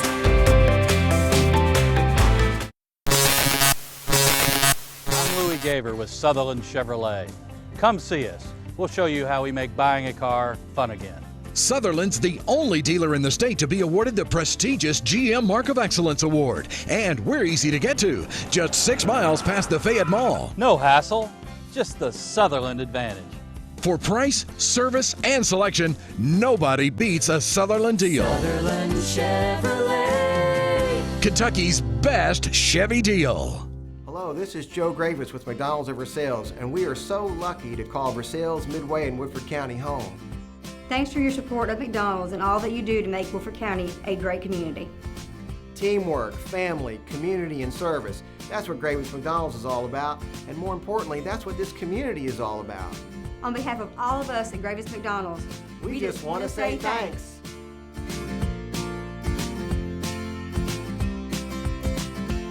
Hey, Amy. Amy, do you have... Not now, I'm taking a sipcation. A sipcation? Yeah, not a vacation, not a staycation, but a sipcation. Get a McDonald's flavored tea, take a sip, and that perfect sweetness takes you straight to paradise. We should take more sipcations. And nailcations. And spacations. Put it all on the calendar.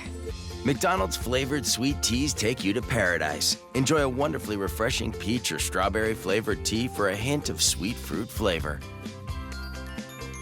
And participate in McDonald's. Hello, this is Joe Gravis with McDonald's Over Sales. And to have a winning team, you gotta have teamwork. To have teamwork, you need a healthy body, and that starts with great nutrition. McDonald's is proud to offer a whole lot of healthy options on our menu, many of which are under 400 calories. Gravis McDonald's is also a proud sponsor of Woodford County Sports. Thanks a lot. We look forward to seeing you in the restaurant. And Go Jackets!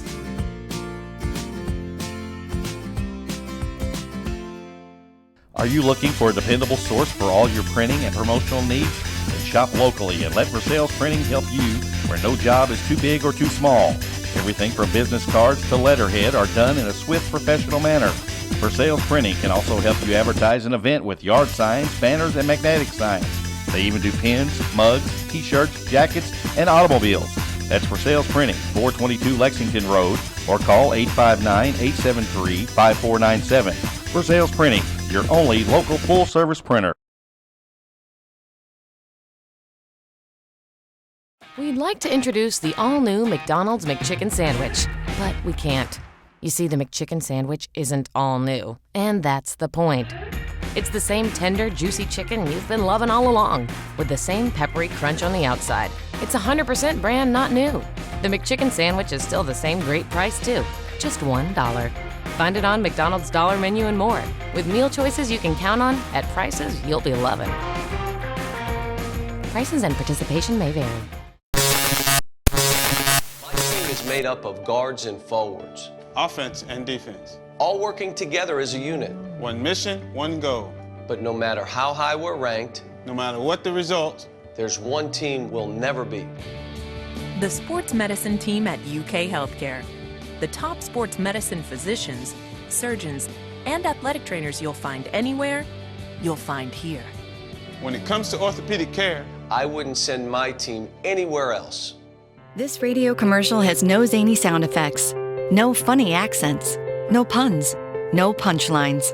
It's as simple as McDonald's new artisan grilled chicken breast filet. No preservatives, no added colors, no artificial flavors.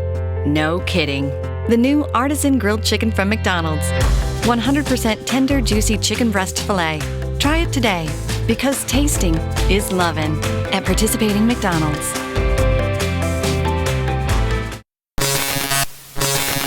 I'm Louis Gaver with Sutherland Chevrolet.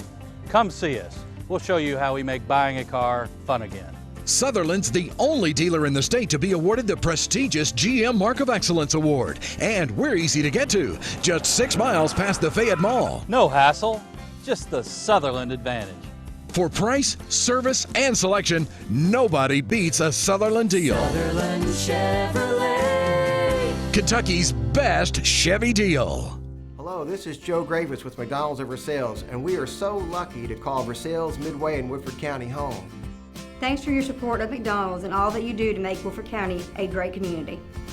Teamwork, family, community, and service. That's what Gravis McDonald's is all about, and more importantly, that's what this community is all about. On behalf of all of us at Gravis McDonald's, we just want to say thanks.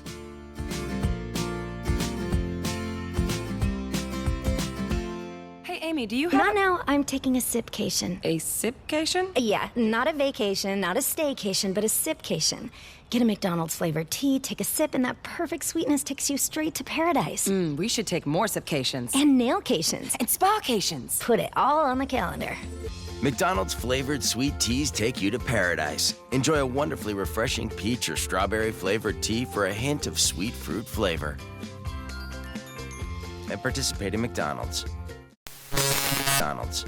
Hello, this is Joe Gravis with McDonald's of Versailles, and to have a winning team, you gotta have teamwork. To have teamwork, you need a healthy body, and that starts with great nutrition. McDonald's is proud to offer a whole lot of healthy options on our menu, many of which are under 400 calories. Gravis McDonald's is also a proud sponsor of Woodford County Sports. Thanks a lot. We look forward to seeing you in the restaurant. And Go Jackets!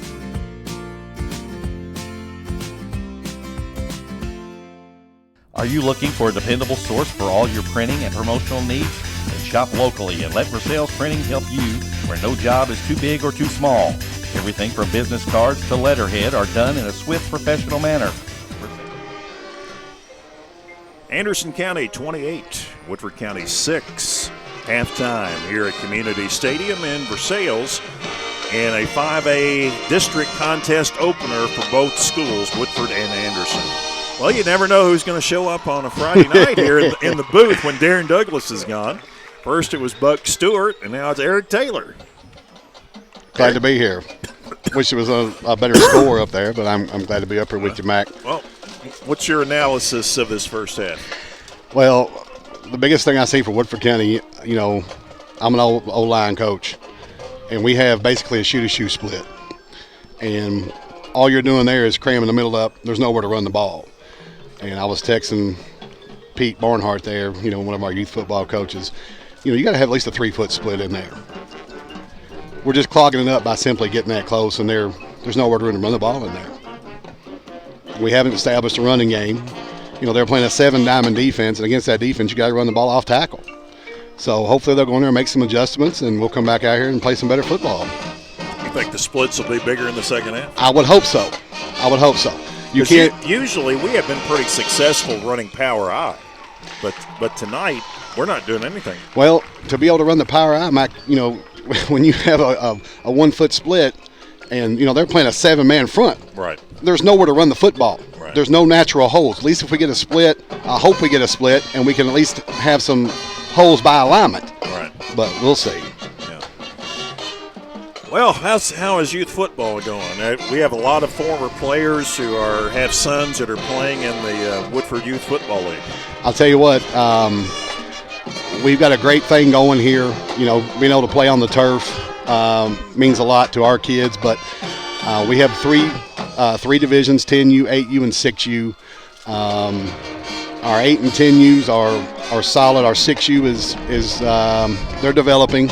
You know, a lot of 5-year-olds on that team. But now, did the 6Us tackle? Yes, sir. We are full contact football. I was thinking break them in with flag football or something, but you all don't do no, that, right? we go straight to the point. Start them at 5. You know, a 5 and 6-year-old team, and then a 7, 8. And 9-10. We're trying to get a 12U program going. The issue with that is, you know, our 6th graders, most of them play for the middle school, and quite a few of them played for the 7th grade this year. There was some talk about changing the age divisions to 11, 9, and 7, but I'm not sure that we're going to be able to change the age divisions. But last year our 8U team went 14-1. And actually went down to Tennessee and played in the national tournament and got beat in the semifinals, 8-6 by the team that ended up being the champion. So we're headed in the right direction. Who got all of this started? WYFL's been in existence for a long time. We've always, to my knowledge, we've always had a youth football program. I don't think it was as big and as popular as it is now. To my knowledge, we never had a 6U program until I came along. Mm-hmm. My first year, we actually had a 7U, and then the next year they went to the 10-8-6, and that was our first year of having a 6. But we've got 35 kids on our 10U team. We've got 20 or so on our 8U team, and 16 or 15 or 16 on our 6U team. And it's a traveling team, and who do you play? Well, we play in the CKYFL, which is basically us, all the Lexington teams. There's a team from Frankfurt, a team from Paris. I think there's 12 to 14 teams total in the conference. We do get to play all of our games here on the turf every Saturday. We host 3 to 4 games on the turf field and 3 games on our youth field.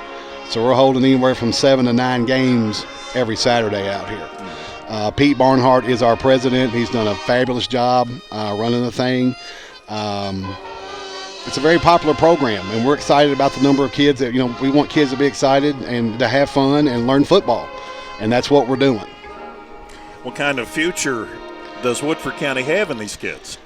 Well, I'll tell you what, the kids that are in 6th grade, Mac, was my first group of kids that I had personally as a head coach. They were a 7U team.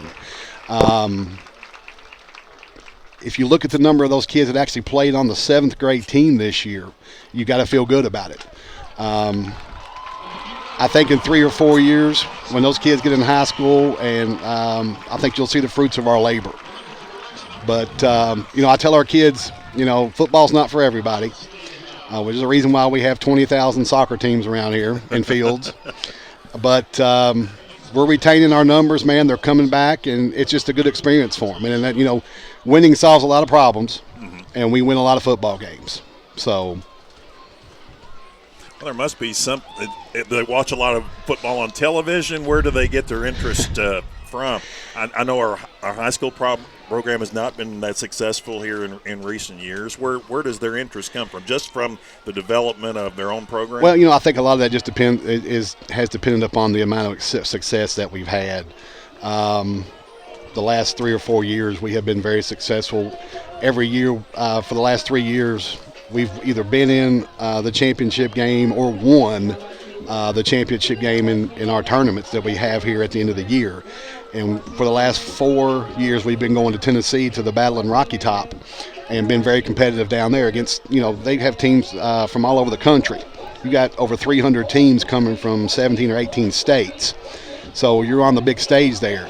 And we've gone down there and made a good showing. And, people talk. People talk about us.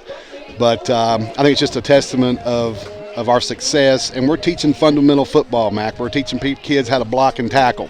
And, that's what football is.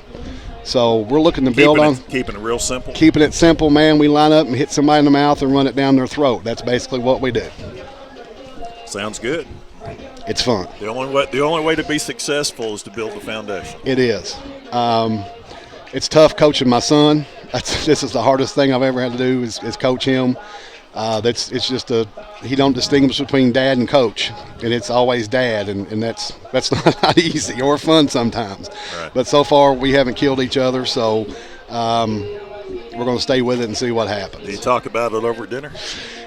Sometimes we do, and then Mom has to get between us. Mom has to get between us a lot, but hard to separate the two lives. It is. I started coaching when I was young here, and coaching your own son, I don't know what to compare it to, but it is not easy. We have a lot of fun, but we have our moments. I'll just say that. Yeah. Another benefit of our program, Mac, how many 6, 7, 8, 9, 10-year-old kids get to play on turf? Right. This has been the biggest. I think the biggest thing that's happened to Woodford County sports ever is this turf here, which allows multiple teams to play on it, get excited about playing football, give yourself a chance to win every time out, no matter what the weather is. Yeah. It would be nice if our football team could practice on it. I see the soccer team practice on it, but I don't get to see the football team much, which I don't understand. But I'm sure you know the answer to that. But yeah, maybe. Eric, for those that are not familiar with your upbringing in football in Woodford County, kind of give us a synopsis of when you were the star of this team. Well, I don't think I was ever the star of the team, but my freshman year was the first year that this stadium was built. I think we played Williamsburg. 88. Yeah, that was my freshman year. 3 out of the 4 years I was in high school, we actually went to the regional championship game. And if you remember my senior years when we were playing down there in Meade County, right, we're up 21-0 and somehow managed to give it away. But I played under Coach Cassidy and Coach Burkage, two great football coaches. I remember back then, we only had, I think, 24 varsity players. Mm-hmm. So most of us went both ways. The good thing was they were 24 really good players. Yeah, we had 24 kids that could play football. Uh-huh. I go back and, sometimes I go back to the glory days and I always pull out some tapes and watch. And we had some good football teams back then. Even when I was coaching, we had some good football teams. I miss coaching high school football, but. When was your last year of coaching? My last year of coaching was 2001. That long ago? Yeah. I left here and went to Scott County. Was their freshman head coach for a year. Coached under McKee. Yeah, coached under him, and came back the next year and coached back here again with Coach Cassidy. That was, I think, Ross's senior year, and then that was my last year of coaching high school football. Okay. Yeah.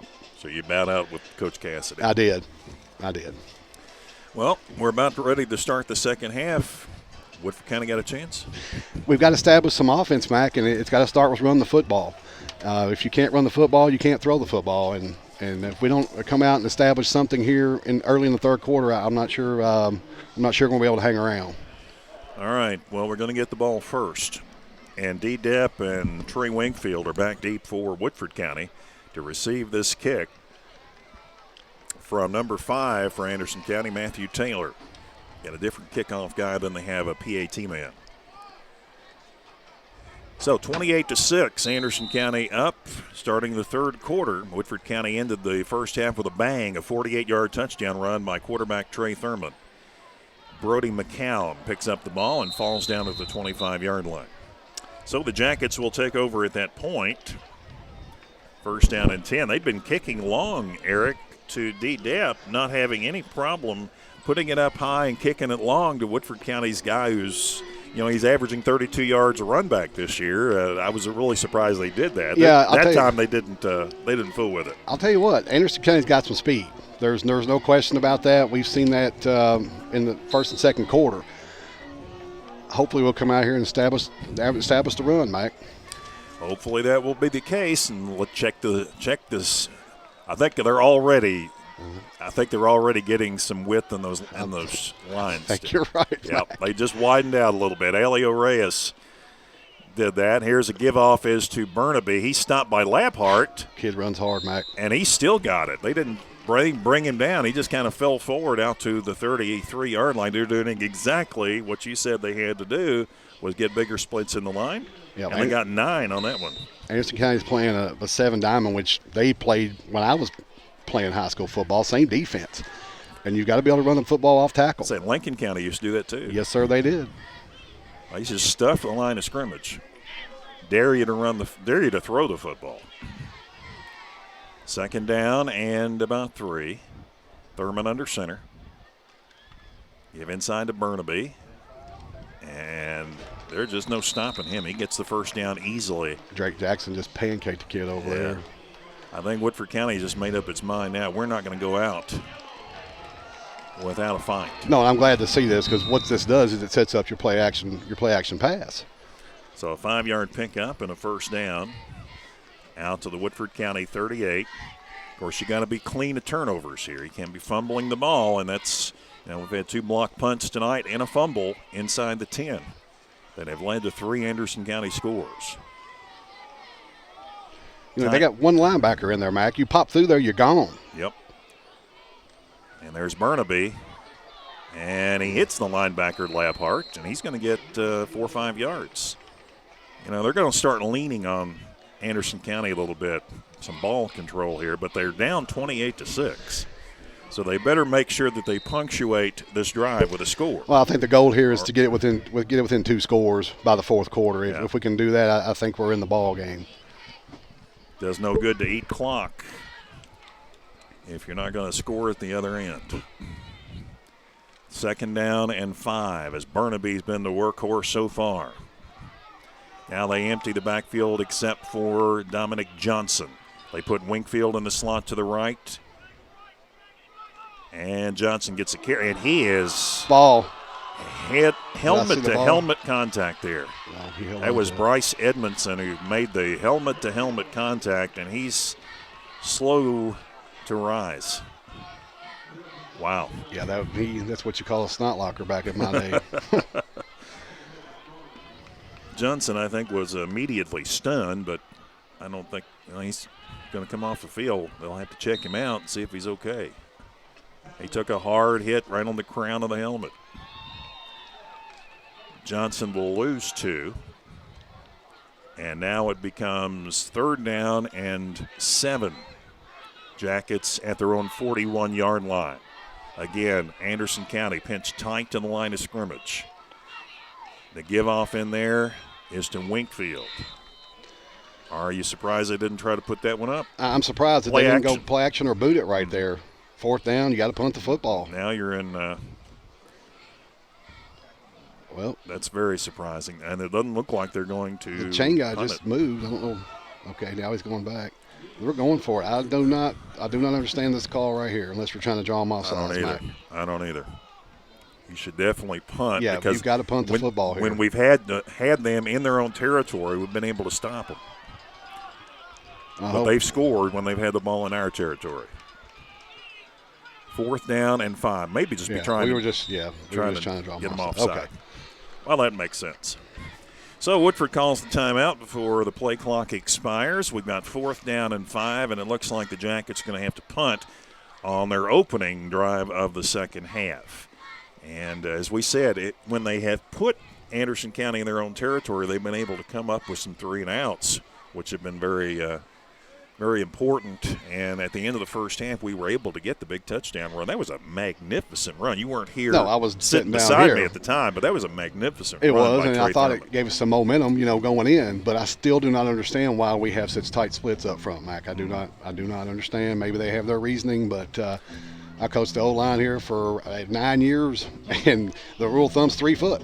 3 foot split. They're still not getting the big splits that you'd like, right? No, sir. I think they've widened it up a little bit. Well, they've closed it back down. Maybe not a whole lot.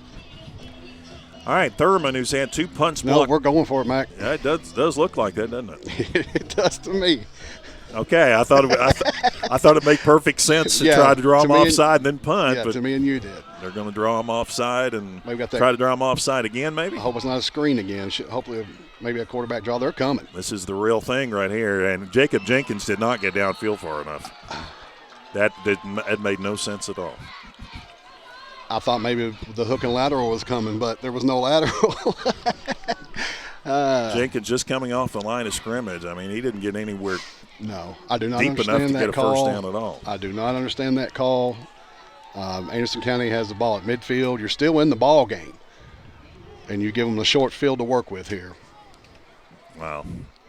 So with 8:24 to go in the third quarter, Anderson has been lethal when they've started in Woodford County territory, and they now have it at the Jacket 42. Rolling out is Gillis. He's got him. Sets his feet, throws across the middle. Off. Intercepted by Depp. We'll take that.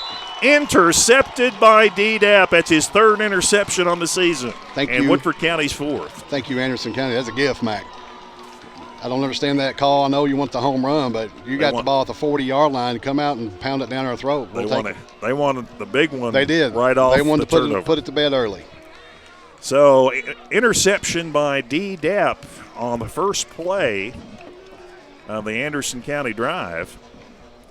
And now the Jackets have the ball back with a first down and 10, but it's from their 16-yard line.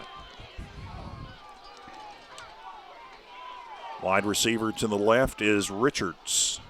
Back in the I formation. Burnaby is blocking. Go, baby. Winkfield. Go, baby. Go, Cuts baby. to the outside. Oh, he just couldn't finish the cut. Boy, he got that's a flag. He got the first down. I'll tell you, he was one arm tackle away from going the distance. He had a guy in his jersey, Mac, or he was going. Who was the flag going to be on if it was going to be on somebody? I thought it was number 3, but I didn't see no flag. For Anderson County? Yes. As a 12-yard pickup by Winkfield and a first down, and Burnaby was out in front blocking for him. I like the call. Get a split, and let's run some ISO. First and 10 from the 28. Matt Calvert There along we with go. Eric Taylor from Community Stadium. Woodford trailing 28-6 early in the third quarter.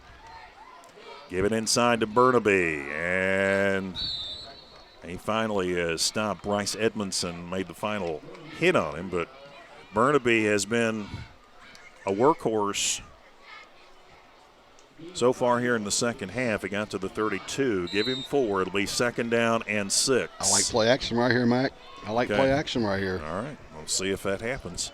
They're going to put Richards wide to the left. Going trips. Graham Kane to the short near side. Wingfield in the slot. They man up on him out there. The linebackers are playing in tight. Thurman giving off in there to Gone. Get up Burnaby. there. And why did he cut it back? I don't know. He should have just kept going straight. I had the same problem with my 8-year-olds, Mac. He's looking for a hold. It's not there. Yeah, he's running hard, though. We're establishing some offense here. Yeah, hard to criticize him. He's been running like Absolutely. a terror. He's been running like a terror. That's 20 yards and a first down for Burnaby. He has been the big story tonight besides that touchdown run by Thurman at the end of the first half. Under 7 minutes to go in the third quarter. Jackets still trailing 28-6, but now threatening at the Anderson County 48-yard line. Split Depp out to the left and Wingfield to the slot. Graham Kane is to the right. Amir Burnaby in the backfield. They're in the shotgun. Low snap. That has been a problem tonight. Thurman has to fall on it back at the Woodford County 46-yard line. I'll tell you what, Anderson County is pinning their ears back, and they are coming. And I think that's probably causing some of that is the anticipation of having to get that snap and then react right away. By Mix, the center, we haven't had that much problem with the center snap all year long. I don't know how they're doing their shotgun cadence, if he's doing a cadence or if he's clapping his hands, but Anderson County's got it timed up pretty good at the moment. So the loss is 6. And it's going to be 2nd and 16 from the Woodford County 46. That's Depp in motion. They fake linebacker screen. Play action, and the screen is dropped, and that probably was just as well. I don't know, Mac. We come out and we're having success. There's a late flag there. I think you're going to have unsportsmanlike on us. We come out and we were establishing some offense there. We were 1st and 10 at the 48, and then we went back to the spread, and we're going the wrong way. Well, I see some applause by Woodford County indicating it was way late. Maybe Anderson is the guilty party here of some unsportsmanlike. Personal foul against the Bearcats, and that'll be very close to a first down. They may have to measure for a first down after this penalty. I'm not sure why we got away from running the football there, Mac. Timeout Anderson County. Too anxious to put 6 on the board, I guess.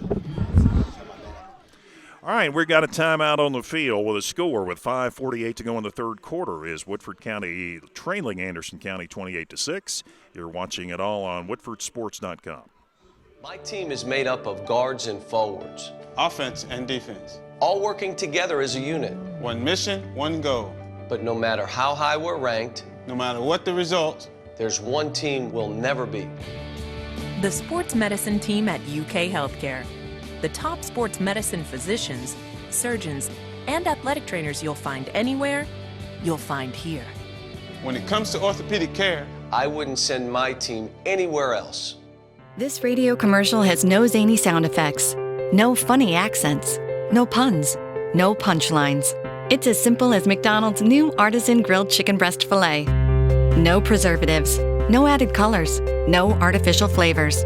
No kidding. The new artisan grilled chicken from McDonald's. 100% tender, juicy chicken breast filet. Try it today, because tasting is lovin' at participating McDonald's.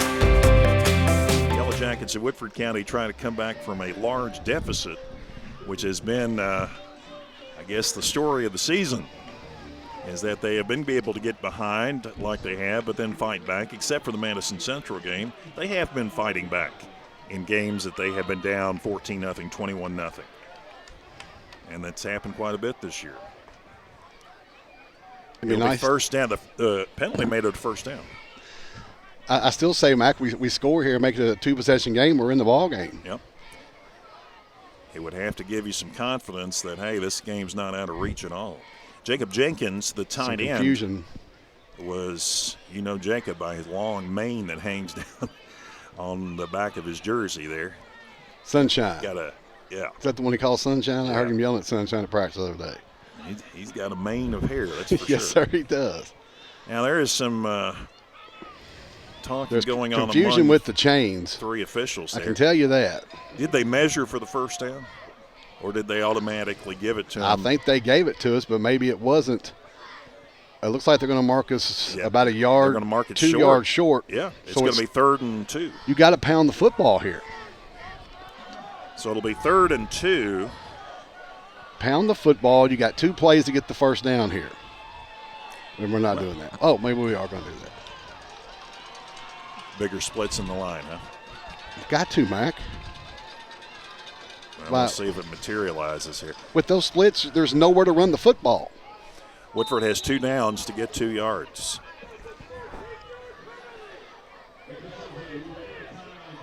Shotgun? No. Get under. Our O-line is flipping. Tie splits again. Thurman. First Burnaby. down. All day. Let's go. Oh, yeah. I guess when Coach Cassie was a coach here, our offensive line would flick. You had a strong side and a quick side. And it looks like that's what we're doing. Because I seen Jackson at right tackle a while ago, and that time he was at left tackle. So Burnaby with the lean there got about 4 yards, and on 3rd down got the first down to the Anderson County 35. The problem with Woodford County's offense and the fact that they are moving the football right now is it's taking a lot of time off the clock. 5:28 to go here in the third quarter, that is, and Woodford County still down 28-6. They split the tight end out to the left side, and they've got 2 wide receivers to that side. Here is a give off in there to Burnaby. He runs into the stack and then fights his way out and down to the 33-yard line. He got 2. And now again, they've got a 2nd and long situation. They got it to the 30, let's call it the 33. Got 2 on that one. We can't turn the ball over here, Mac. We got to keep pounding. I still think if we keep pounding, we're going to open up the play action play.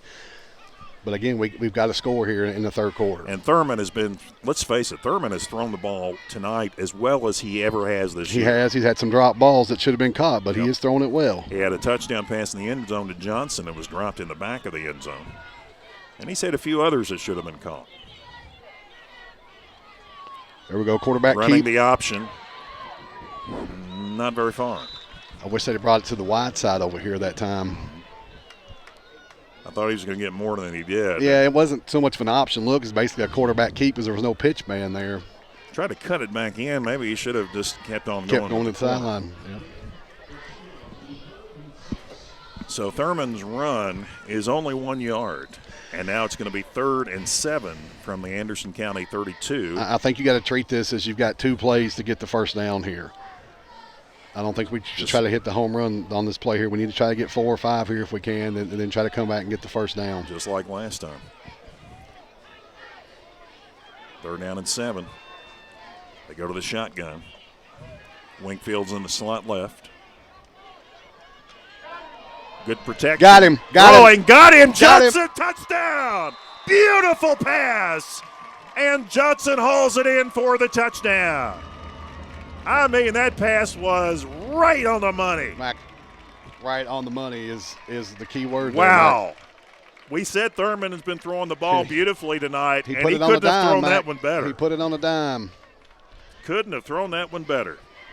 And he's been, instead of underthrowing it tonight, he's been throwing it where the receivers can run under the football. He's been throwing it past the receiver, and that's what he's needed to do. That was into the wind, too. At least when I was sitting down there, the wind was blowing in from that direction. So Dominic Johnson catches a 32-yard touchdown pass, and Woodford, because they ran for 2 on their first attempt this is a big 2-point conversion points, here, Mike. They're going to try to get what they failed to do back. A slant. Dropped it. No interference. And we're still down 2 scores and 2 extra points. Still 2 possession game, Mac. Yeah, but it's a tough 2 because you got to get 2 points on each one of your scores. We've taken some momentum out of them with Thurman's touchdown run at the end of the first half there and putting 6 on the board there. We've got to build some momentum here and take it to them. I still think you should have gone for 1 on that. I agree, Mac. I don't know why we didn't go for 1 the first time, but whatever. Yeah, you're going to have to get 2 sometime, but if you fail now, you got to get 2 2s. Well, we can't give up. We can't give up a home run here. Whether it's on the kickoff here, we've got to cover this. and we can't give up a big play. You know, we've given up some big plays, and we can't do that here, and we've got some momentum. Yep, we got plenty of momentum. Let's see if we can cash in on it. Anderson County a little bit on its heels right now as Woodford County has seized some momentum, but they still trail it 28-12. That interception down here, Mac, was huge.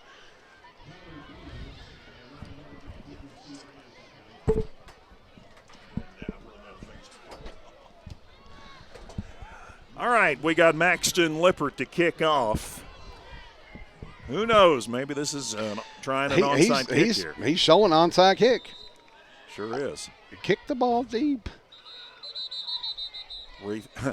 Okay, rethink it here. Rethink it. Rethink it, please.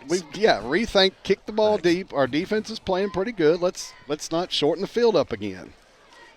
All right, so I hope they change their mind, because if they can put Anderson County back in its own territory, as I've said before, they've been somewhat successful when they've made Anderson County drive the football out of their own territory. They've come up with some 3-and-outs and some stops. But when they've given Anderson County the short field, except for that interception, Eric, when they've given Anderson County the short field, they've scored every time. Yeah, we got to kick the ball deep here. If we're concerned about their speed, let's squib it down the middle, but let's not give them a short field. I think they ought to try a long onside kick, and around the 35. Well, the only danger with that, Mac, is a pooch in the middle is fine, but I worry about the ball going out of bounds, and then you've defeated the purpose of what you were trying to do. Pop it up in the air and hope they don't understand that they can fair catch it. Squib it down the middle. Let's have some good coverage. Let's not give up a home run here. All right, will Woodford County follow through in what really appeared to be an attempt at an onside kick? The way Maxton Lippert He's teeing was it up. We're going deep. there. Yep, they have changed their mind. They're going to go deep. They're not. Now here's where you kick the ball to the hash over here and sprint down and cover it. Right. So Lippert got him thinking onside kick, and now Anderson County is pushed forward. They put it on the ground, and it is going to be fumbled. It's on the ground, Mac. It's on the ground. I think Anderson came up with it. I don't know. They're saying Anderson County ball. 35. Yeah, that's not. Woodford had a chance at it. Yeah, they did. I think we're extremely concerned about their speed, which I can understand. I like that play right there. I like that's the kind of onside kick, Mac. They went through. Yeah. That's the kind of long onside kick. Right. Now let's not give up a home run here. All right, from the 35-yard line. Now the Jackets have to get some stops. First and 10 for Anderson County. A little movement there on the line. Fullback. There's Labhart, who has pretty much been held in check today. He's their leading ball carrier. Gets it out to the 39, get 4. Anderson really is not getting that a lot of yardage. Well, it's just been the two big plays. I know the two long touchdown passes there have killed us. Looks like we're playing a 5-3. All right, it's going to be second down and about 6. Anderson County from its 39-yard line. Jonathan Colley looking to come on this one. He blitzes right into the run. Yes, sir. He blitzed right into the run, and Labhart had nowhere to go. And Jackson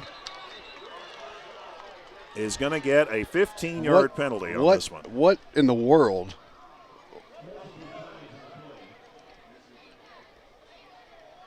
We had him stopped. We had him 3rd and long, and now we're going to give him a 15-yard penalty. They're talking. I know that was the quarterback, and he kind of carried out a fake there, so they might pick it up, but that was way late, Mac.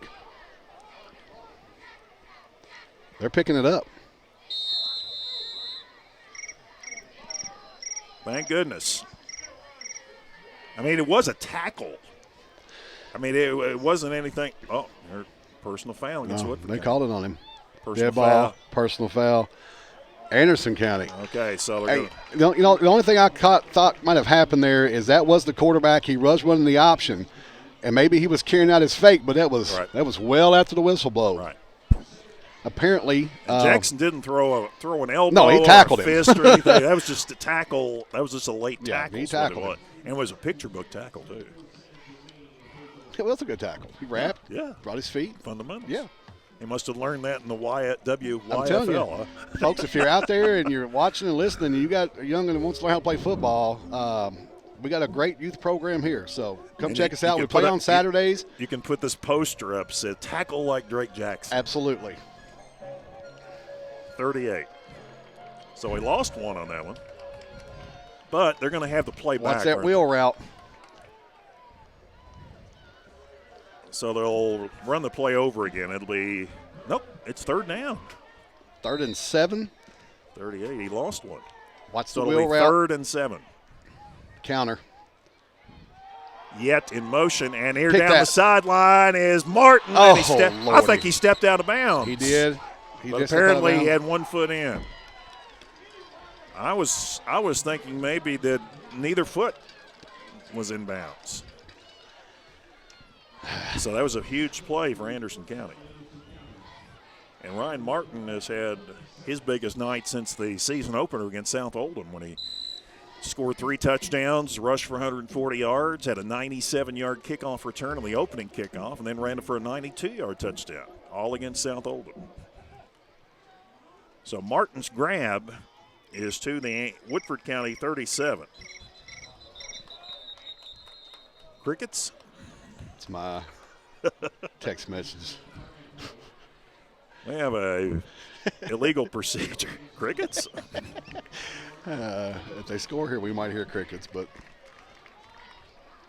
let's get us a turnover, Mac. We're due for a turnover.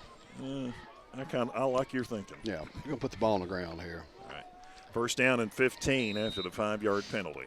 Anderson County has not been, except for that one pass right there, has not been as sharp nearly as they were in the first half. And Woodford County now within 2 touchdowns. Screen. Gillis. Holding. Garmin. We might. And we've got a flag in the backfield. Flag. I don't know if it it's for a late hit on them or on us.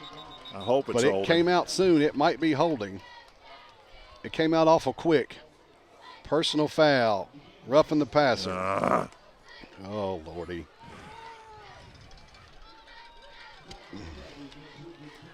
Roughing the passer, and I noticed that Garmin hightailed it to the sideline. Is he back in there? Yeah, he's getting the play. I didn't know whether he went over because he was hurt or just getting the play. Personal foul, roughing the passer. And that will be added to the end of the play. And they're going to mark it at the 12-yard line. There's just no excuse for that, Mac. You're in the ball game here. Just no excuse for that. So at the Woodford County 12, Anderson County, one more score by the Bearcats with Woodford County's plodding offense. Gillis rolling out, throwing to the corner of the end zone. It is caught, touchdown by Garmin. How did he not? Number 3 caught it over the reaching number 3 for Woodford County. Depp tried to undercut the pass, but Depp's kind of small. He reached up for it and missed it, and Garmin caught it right behind him for the touchdown. Depp going for another interception. He's already gotten one, but Garmin catches the touchdown pass, and now Anderson County has Woodford County in a lot of trouble. It almost looked like it went right through Depp's hands. Yep. He reached up one hand for it, didn't get it, and when he didn't, Garmin easily plucked it out of the air for the touchdown. So with 1:54 left in the third quarter, Anderson County, which saw Woodford County score 12 unanswered points, has now put up a 12-yard touchdown pass from Gillis to Garmin, and it's now 35-12. Anderson County will be back after this on WoodfordSports.com. This radio commercial has no zany sound effects, no funny accents, no puns, no punchlines. It's as simple as McDonald's new artisan grilled chicken breast filet. No preservatives, no added colors, no artificial flavors. No kidding. The new artisan grilled chicken from McDonald's. 100% tender, juicy chicken breast filet. Try it today, because tasting is lovin' at participating McDonald's.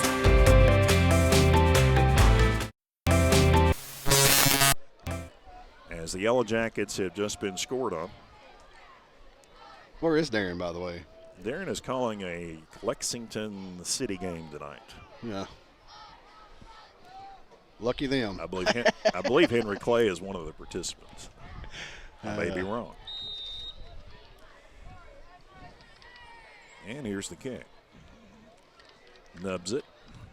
Taken at the 31 by Bruckner, and he'll return it to the 40.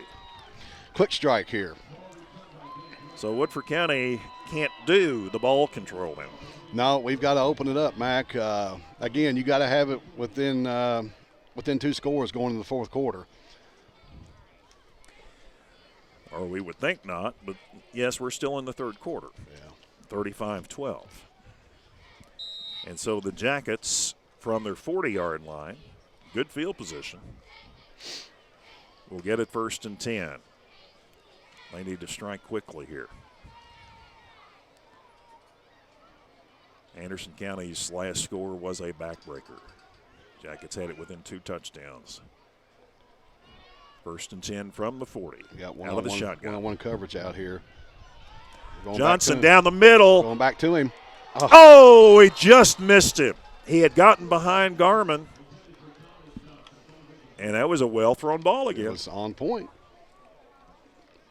Missed him by a hair. And it'll be 2nd down and 10. You know, they're playing man-to-man coverage out here, Mac. We might go back at him again.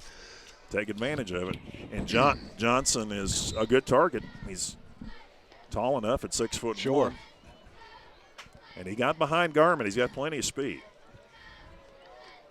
So at the Woodford County 40, 2nd down and 10 for the Yellow Jackets. Johnson is over here again with Garmin one-on-one. He looks the other way, does Thurman. Got him. Throws it. He's got a man out there. That's Winkfield. Don't stop. Get upfield. And he's to the 22-yard line. There's an extra hit on the far side. I thought maybe a personal foul coming up against Anderson County. Didn't see any flags. So Winkfield comes up with the big grab. And Trey Thurman is throwing the ball sensationally tonight. Sunshine's coming off. He's a little banged up, apparently.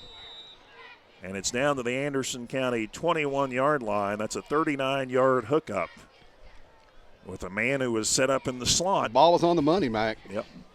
And the ball was pretty much on the money to Johnson on that slant a while ago with a one-on-one with Garmin. Woodford a little confused offensively as they had the line the wrong way. Now they put the beef. Jost and Jackson are on the right side. They go the other way.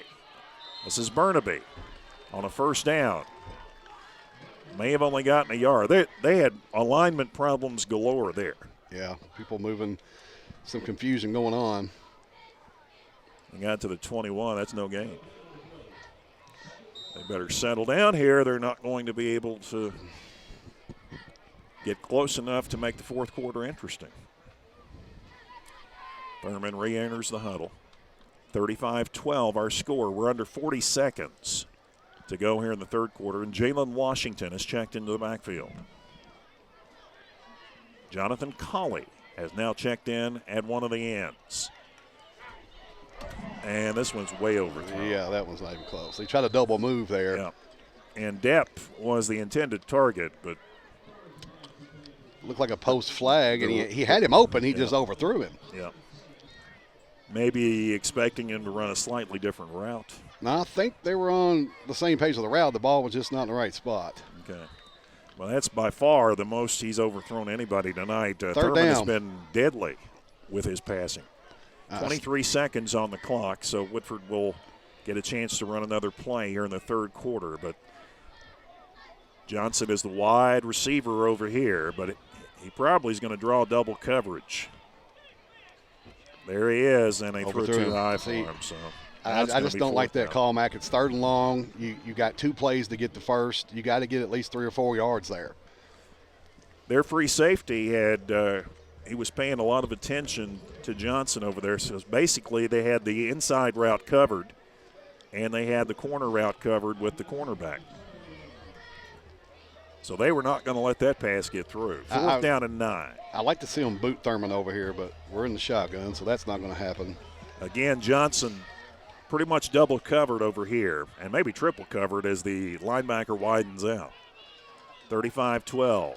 Fourth down and 9. Going to the end zone. No chance. Deflected. No chance. Doing the double coverage, Mac. Yep. Threw in the double coverage in the corner back of the end zone. And Woodford comes up empty on a great drive on 3 consecutive incomplete passes. I don't understand the play calling there. You're third, you're 3rd and 10, 3rd and 11, and you throw the basically wasn't even a screen, just a quick out here. Then you go try to go to the end zone, 4th down. They kind of took away.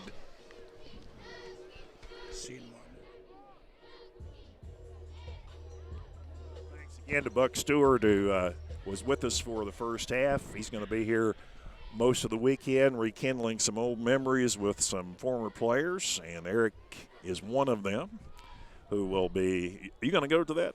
Yeah, I'll be there. Okay. I'll be there in the morning at 9 o'clock. Now, where is this at? Callie's Restaurant. Callie's, okay. Yeah. Okay. He couldn't name the restaurant, and I couldn't place it for some reason. I know where Callie's is. He called me the other day, and he's like, "Real, we're meeting at Kelly's." Lampart on the carry, and we've got the end of the third quarter. Shoot, Mac, I thought we was going to have it 2-possession game there. Yep. So, Woodford County had a great shot of getting this game back to a 2-score game, but runs out of downs on 3 consecutive pass incompletions. And Anderson County now has the ball to start the fourth quarter, leading 35-12. We'll be back on WoodfordSports.com. This radio commercial has no zany sound effects, no funny accents, no puns, no punchlines. It's as simple as McDonald's new artisan grilled chicken breast filet. No preservatives, no added colors, no artificial flavors. No kidding. The new artisan grilled chicken from McDonald's. 100% tender, juicy chicken breast filet. Try it today, because tasting is lovin' at participating McDonald's.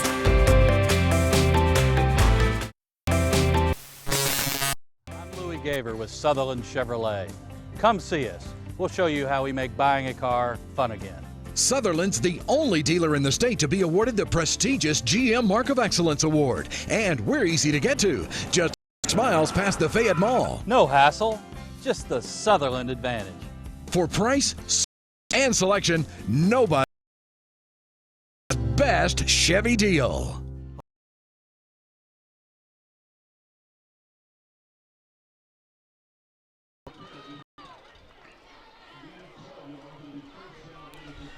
So Martin, 13 yards and a first down.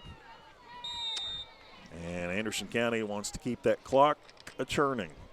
You look at Anderson County, Mac, they're not that big, okay, but they are a fundamental football team. Yep, always have been, under Mark Peach.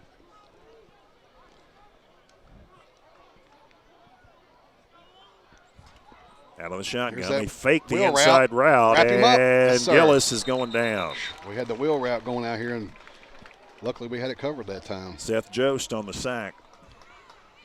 And it's back at the 25-yard line, so he lost 10 yards on the sack. So it'll be second down and 20, almost 20.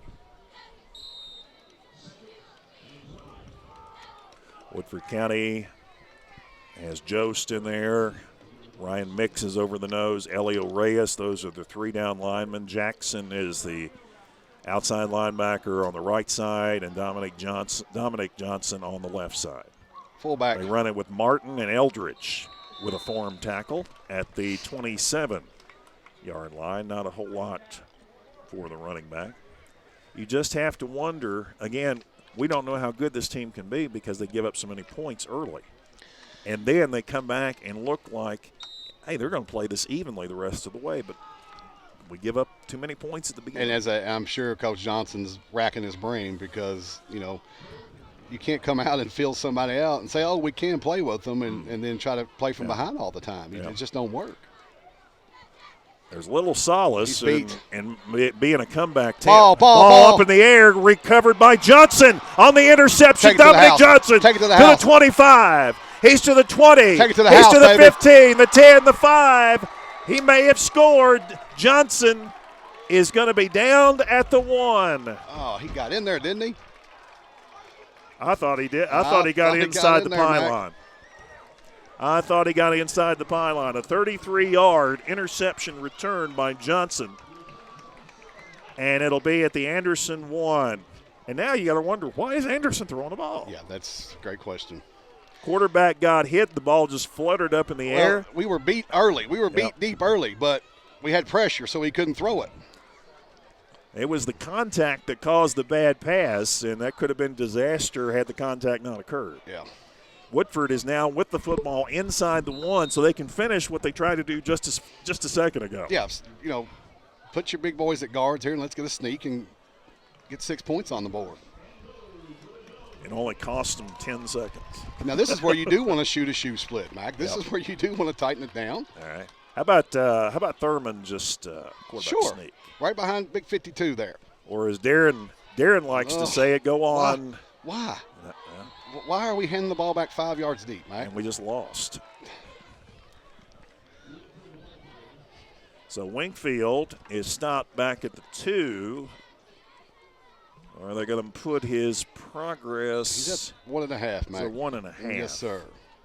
Let's call it no gain. I've never seen somebody so organized, Mac. I didn't know there was such hard work up here. I got to keep track of drives and scores and pages everything. of notes, folks.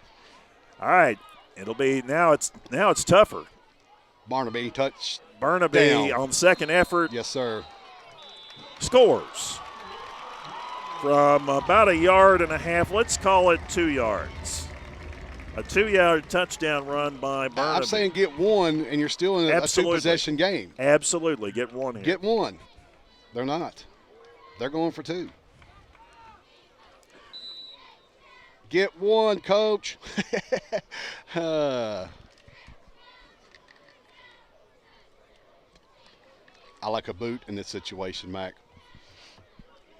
I like a kicking extra point. Yeah, yep, I like that too. We have not made a 2-point conversion. Please say it's so a play far. action bootleg. That's what we got to have. 35-18. 9:23 left on the clock. Nope, he gave it. He's in there. And that's Wingfield for the 2. Which I don't understand because it's still. So Wingfield's run makes it 35-20, and now the Jackets are within 15. Yeah, we're still a 2-possession game. And now they've wiped out one of those 2-point conversion opportunities. But if you don't get it there, you're 3 possessions down.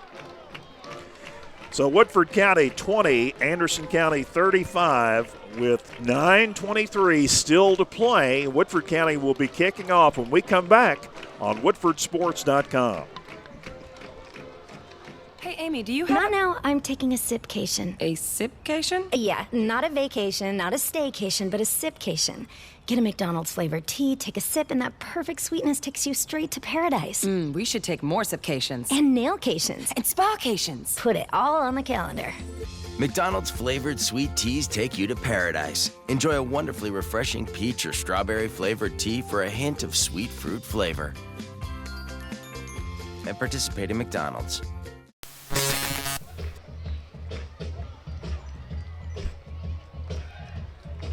This is our first district game, is that correct?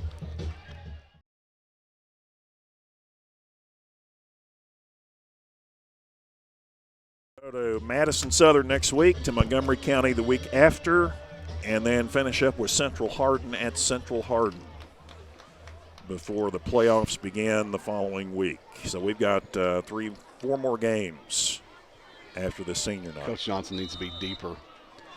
I don't know whether Lippert, I guess, is going to go for the onside kick. He is. And it goes into Cade Cotton's hand at the 49. That's on them. That is on them. So Cade Cotton got the football, We got a personal foul, Mac, against Anderson County. One of the Anderson players, Blake Franklin, just pointed toward Woodford County. So no. Is there any question who they called it on? It was a verbal. No, it was a shove. Was it a verbal? Yeah, our kid blew one of their kids up. The whistle hadn't blown yet, and his teammate took exception to it. Okay. Or they're going to pick up the flag. At least here. That's the way I saw it, Mac. Now, that might Well, not be obviously, the way. I hope you're right. Yeah, I'm pretty sure they're going the other way here. So this will be 15 big ones. 15 big ones against Anderson County on the kickoff for a personal foul. And the Bearcats coming a little bit unglued a little bit. So make it the 34. It makes quite a bit of difference. Right on the money, Mac. Yep.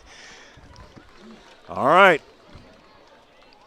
9:23 still remaining. Woodford County down by 15.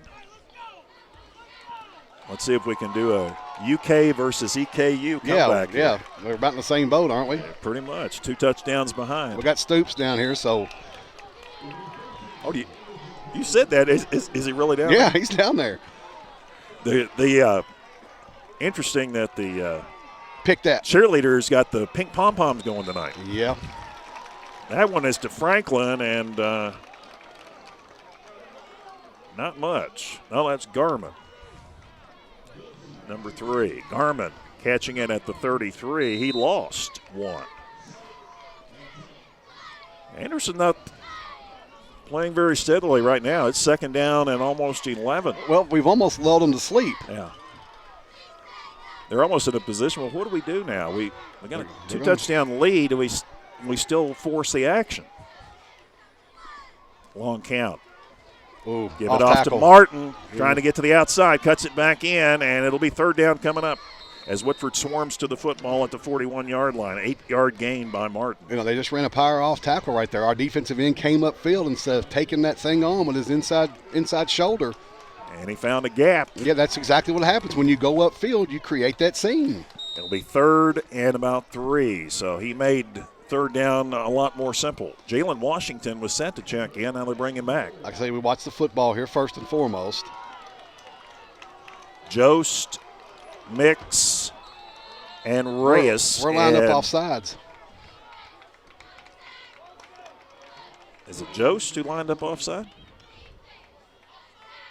We are lined up off sides. I think Jost lined up and offside, gave 67. them the first down. Good eyes. Unbelievable. Good eyes, Eric. Unbelievable, Coach. So that kills some more time. And it's first down from the Anderson 46, 7:42 to go. Woodford has 2 timeouts left. Anderson County has 1. Off tackle. Give off to Ryan Martin. He squirts through and gets good first down yardage into Woodford County territory at the 49. They found something they like. Now what we got to be careful here is the bootleg off of this. Martin got 5. So it'll be second down and a long 5 as Gillis, the sophomore, re-enters the huddle. Gunnar Gillis, 6'1" sophomore, and a good sophomore class. He's just a sophomore? Anderson County. He's Really? a sophomore, yeah. Wow. 6'1". A departure from their little quarterbacks they've had in recent years. He Quick stands pitch. tall in the pocket. Get out here. And No! Oh, we had a little bit more contact on the sideline. What in the world?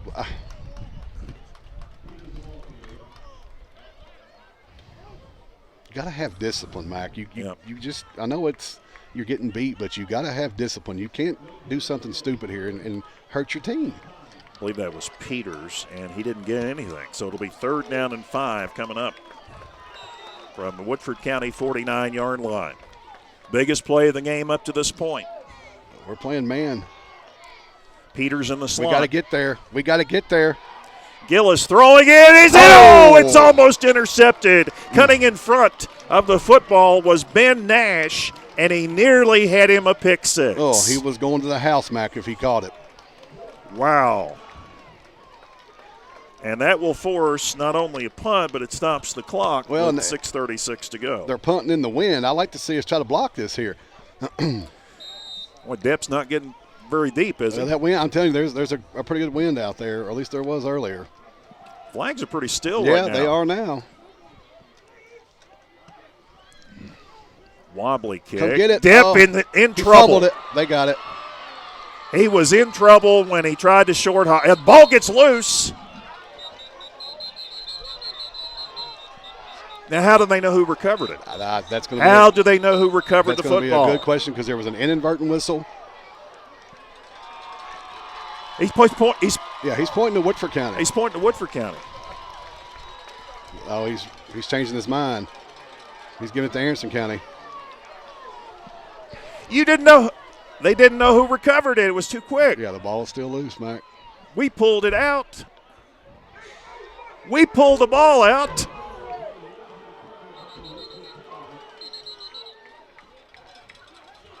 We pulled the ball out. The ball was never recovered. The ball was still loose, and we picked it up out here. There was no official said who had the ball, and we pulled the ball out, and there was no official word as to who had recovered the ball. They're talking about it. I mean, it was an inadvertent whistle. We have the football. We still have the football.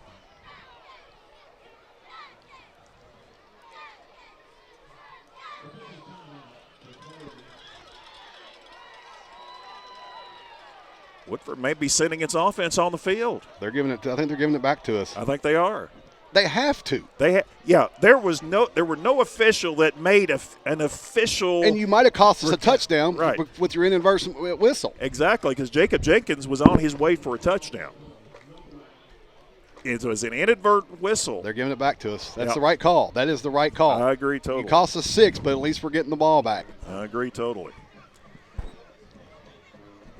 You know, he was coming up the field that. If you're not going to catch that thing cleanly, you've got to get away from the football, Mac. He tried to short hop it, and that doesn't work with an oblong. Well, it was in the air. He tried to catch it in the air, but he was fumbling as he came forward. Yeah, Anderson County's not happy. There was no official that made an Anderson County signal as to they recovered the fumble. When they tried to figure out who recovered the fumble, Jacob Jenkins came out of the pile with it. And they're going to still discuss it. And Dennis Johnson. It's getting a little heated, Mac. And Mark Peach are both out there getting their words in. They have already made. They really haven't made a signal as to Woodford County's ball. They have not made an official signal that it's Woodford County's ball. Woodford County's offense is on the field. And Dennis Johnson says now come on the field, offense. They still haven't made an official They don't even know where to put the ball. They don't even know where to put the ball. No. It was at the 32, but they're going to mark it at the 34, it looks like. 27, isn't it? They still haven't moved the chains over there. They still got fourth down where the punt occurred.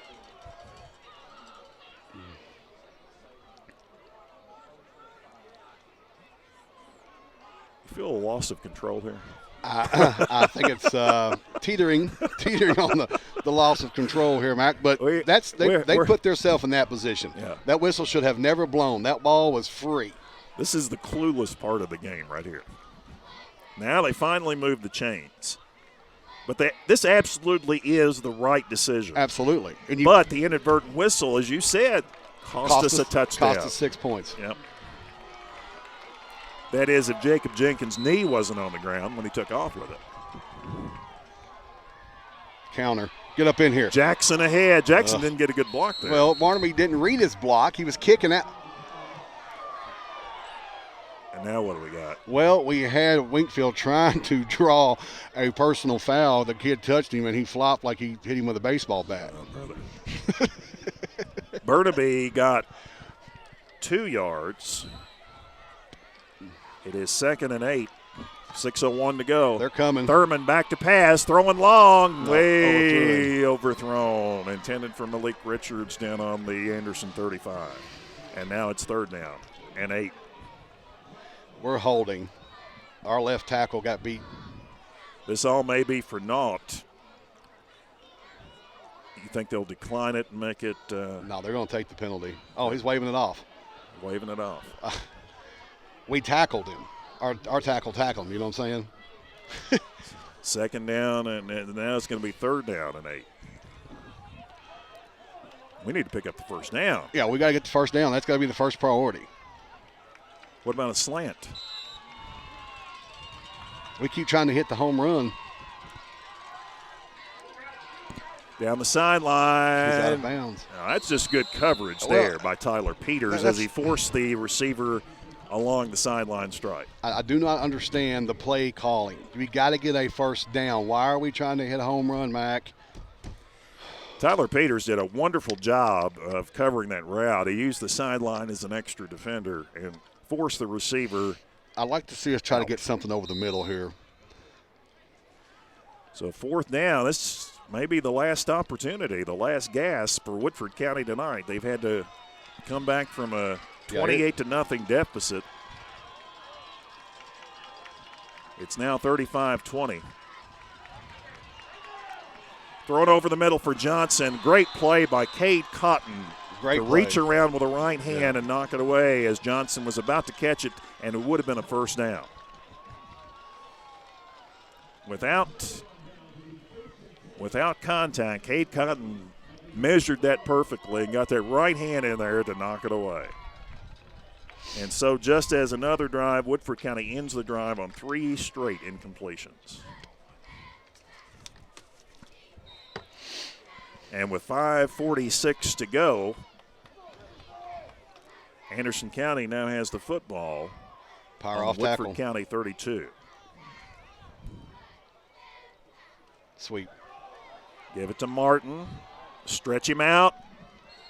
Hurdles one of his teammates and gets down to near the 25-yard line. He got almost 7 on that one.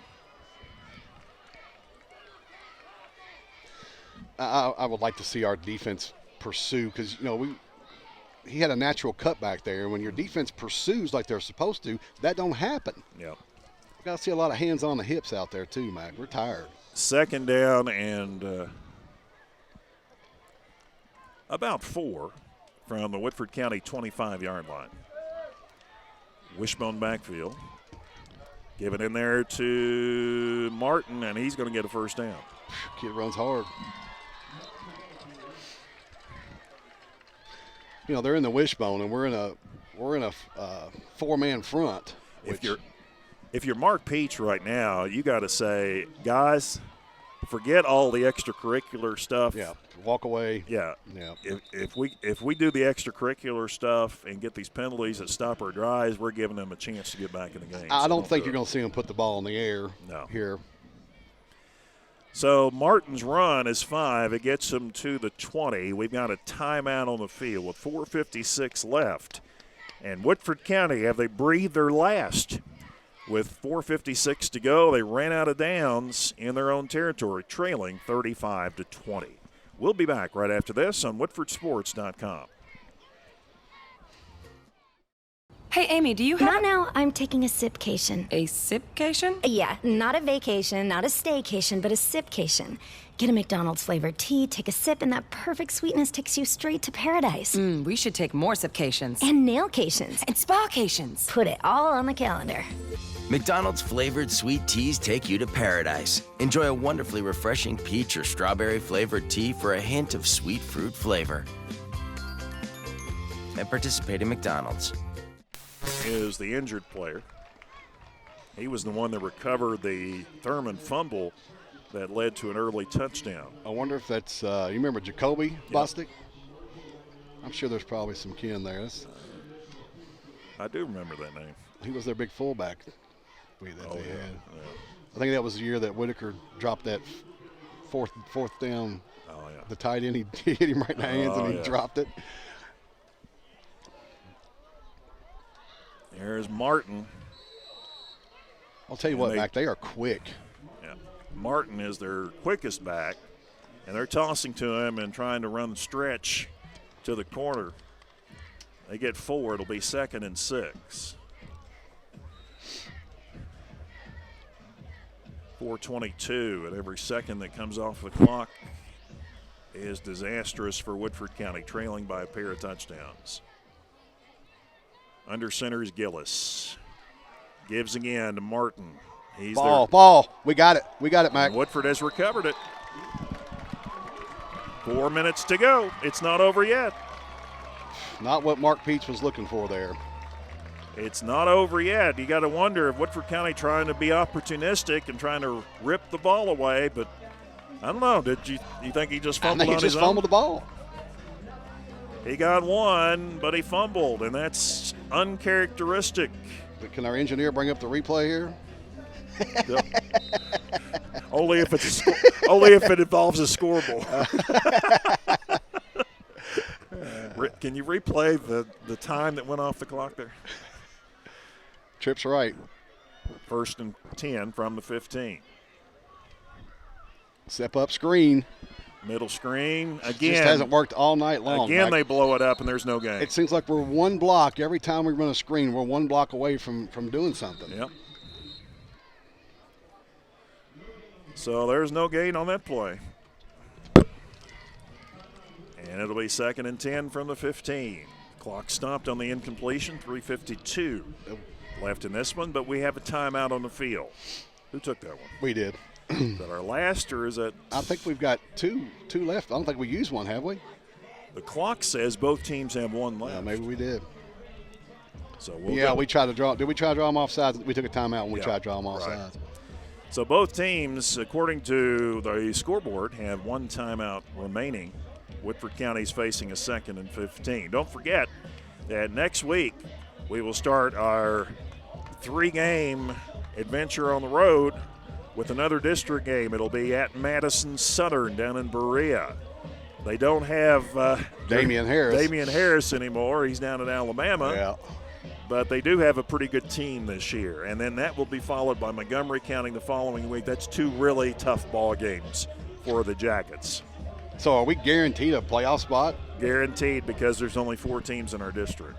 I don't understand how they do the district, Mac. I would like to see us in Mercer County, teams around here 5 or 6 strong, but I don't know how they do it. But 2nd down as Woodford stretches the field. Good protection. Thurman going long. He's got a man out there. Got it. It is caught by Dip. Get in there, baby. He stays on his feet. Yeah. Touchdown.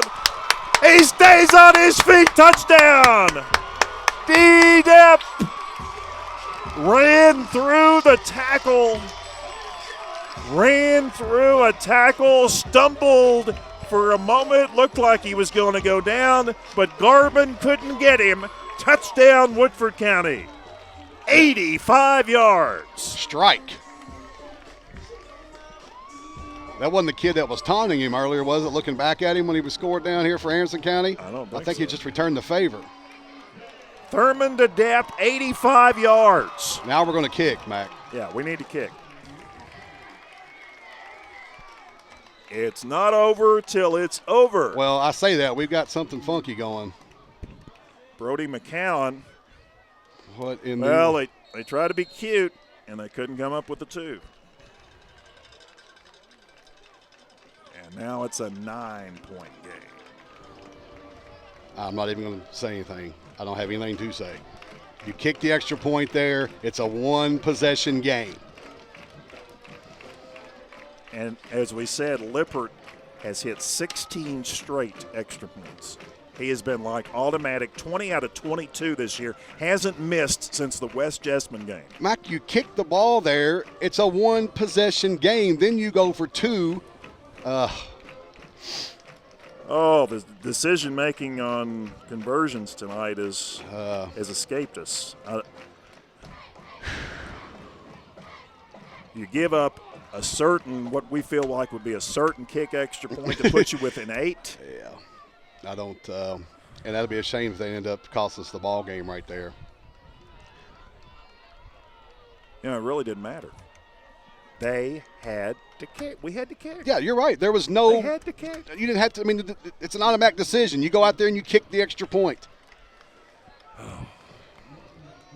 Now Woodford finds itself 2 scores down. Still 2 scores down. And now they got an onside kick it. He's got to get 5 yards deeper. Yeah, that's where you want to be. There, deep, good. Hop. Ball. Oh, yeah, we got it.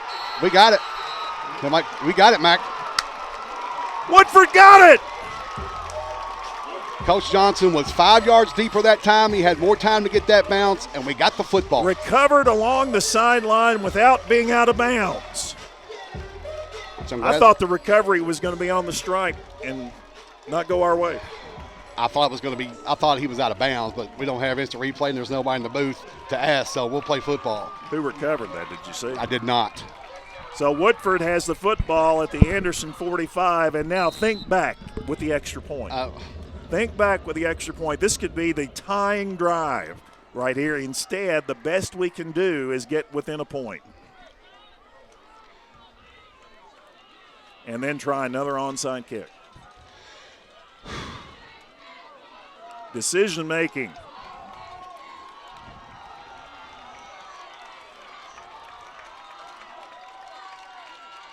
Thurman. Good protection. Arm hit as he throws. He didn't see it. Didn't even know the ball was in the air, Mike. Depp had no idea where the ball was. And he was wide open. Yep.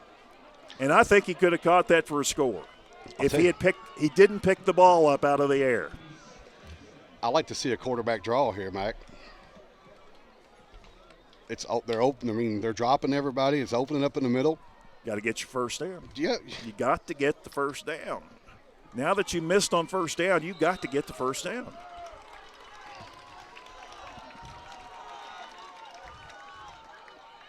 Oh, boy. Thurman in trouble, shakes a tackle, throws. He's got Jenkins, turn it upfield. He's got to the 39. That's a gain of 6. It'll be 3rd and 4. Is there a flag? They're stopping the clock for some reason. 3:20 on the clock. I don't see a flag on the field. I don't either.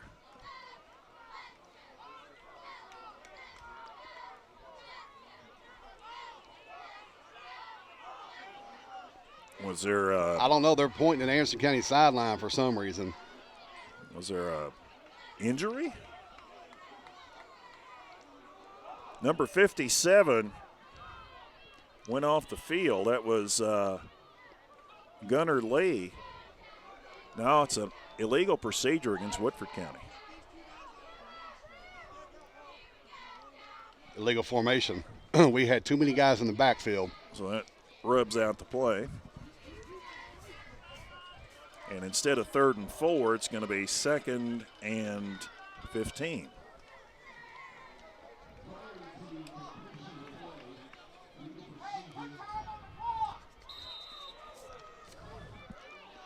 At the 50. Thurman throws. Great tackle in the open field there by Garman. And it only got him about 2 yards. Who was that, Depp? Yes. A gain of, we'll say it's to the 46, a gain of 4. I still can't believe we did not kick that ball. I still can't fathom. We'll have nightmares if we score here and still are down by 1 or 2 points.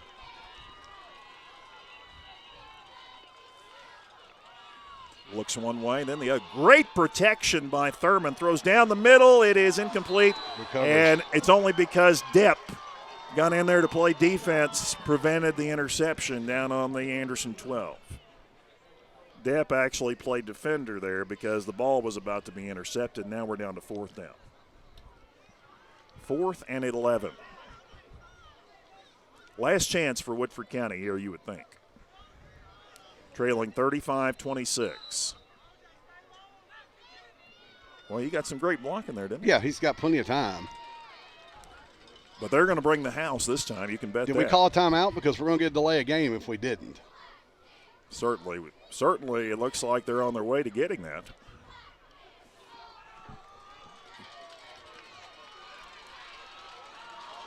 Fourth and 11. We weren't set. Quick snap. We weren't set. Thurman this is rolling. All for naught. He's caught, and he's down. That's at the a 48. dead ball. That's a dead ball. We were not set. The play should have been blown dead before the play started. That is an illegal procedure call. They're going to get it, aren't they? They can't.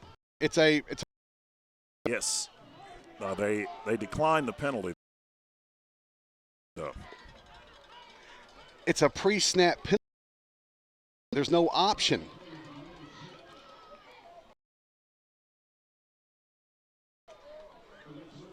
Anderson's got defense on the field. Anderson's, yeah, you're right. It's a pre-snap change. Yeah, they're giving the ball to Anderson County, Mike. Now,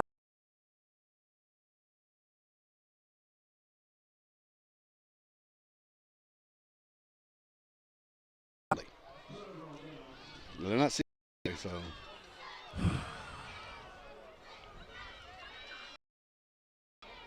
We're confused. I don't even think we have enough kids out there. Sweep.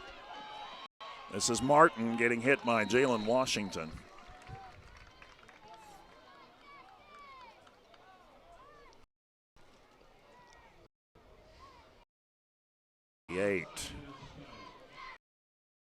And Martin will get a second down and 5.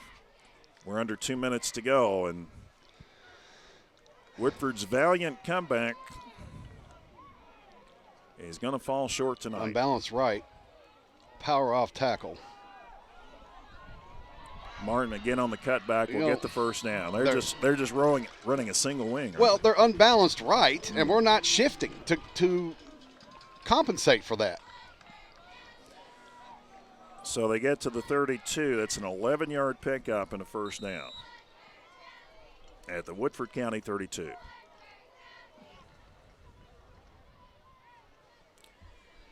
Minute 35 as Anderson County is going to ramp up this first game of the district and now stretch its winning streak over Woodford County to 5 games. There it is again.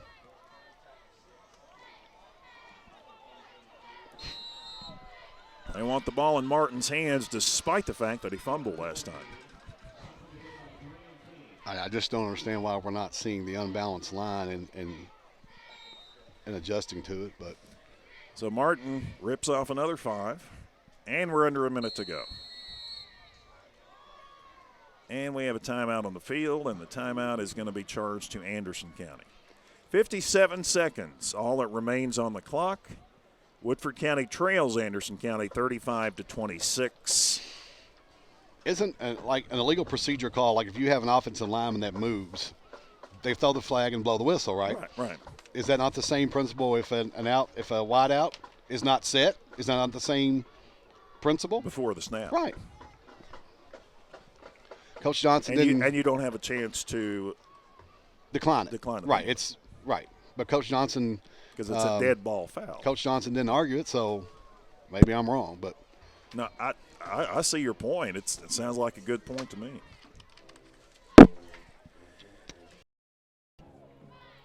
What 3 of our 4 scores we have not converted. Yeah, I don't. We've gone for 2-point conversions each time. You know, we were down 28-0 and we scored, and for some reason we started going for 2 there.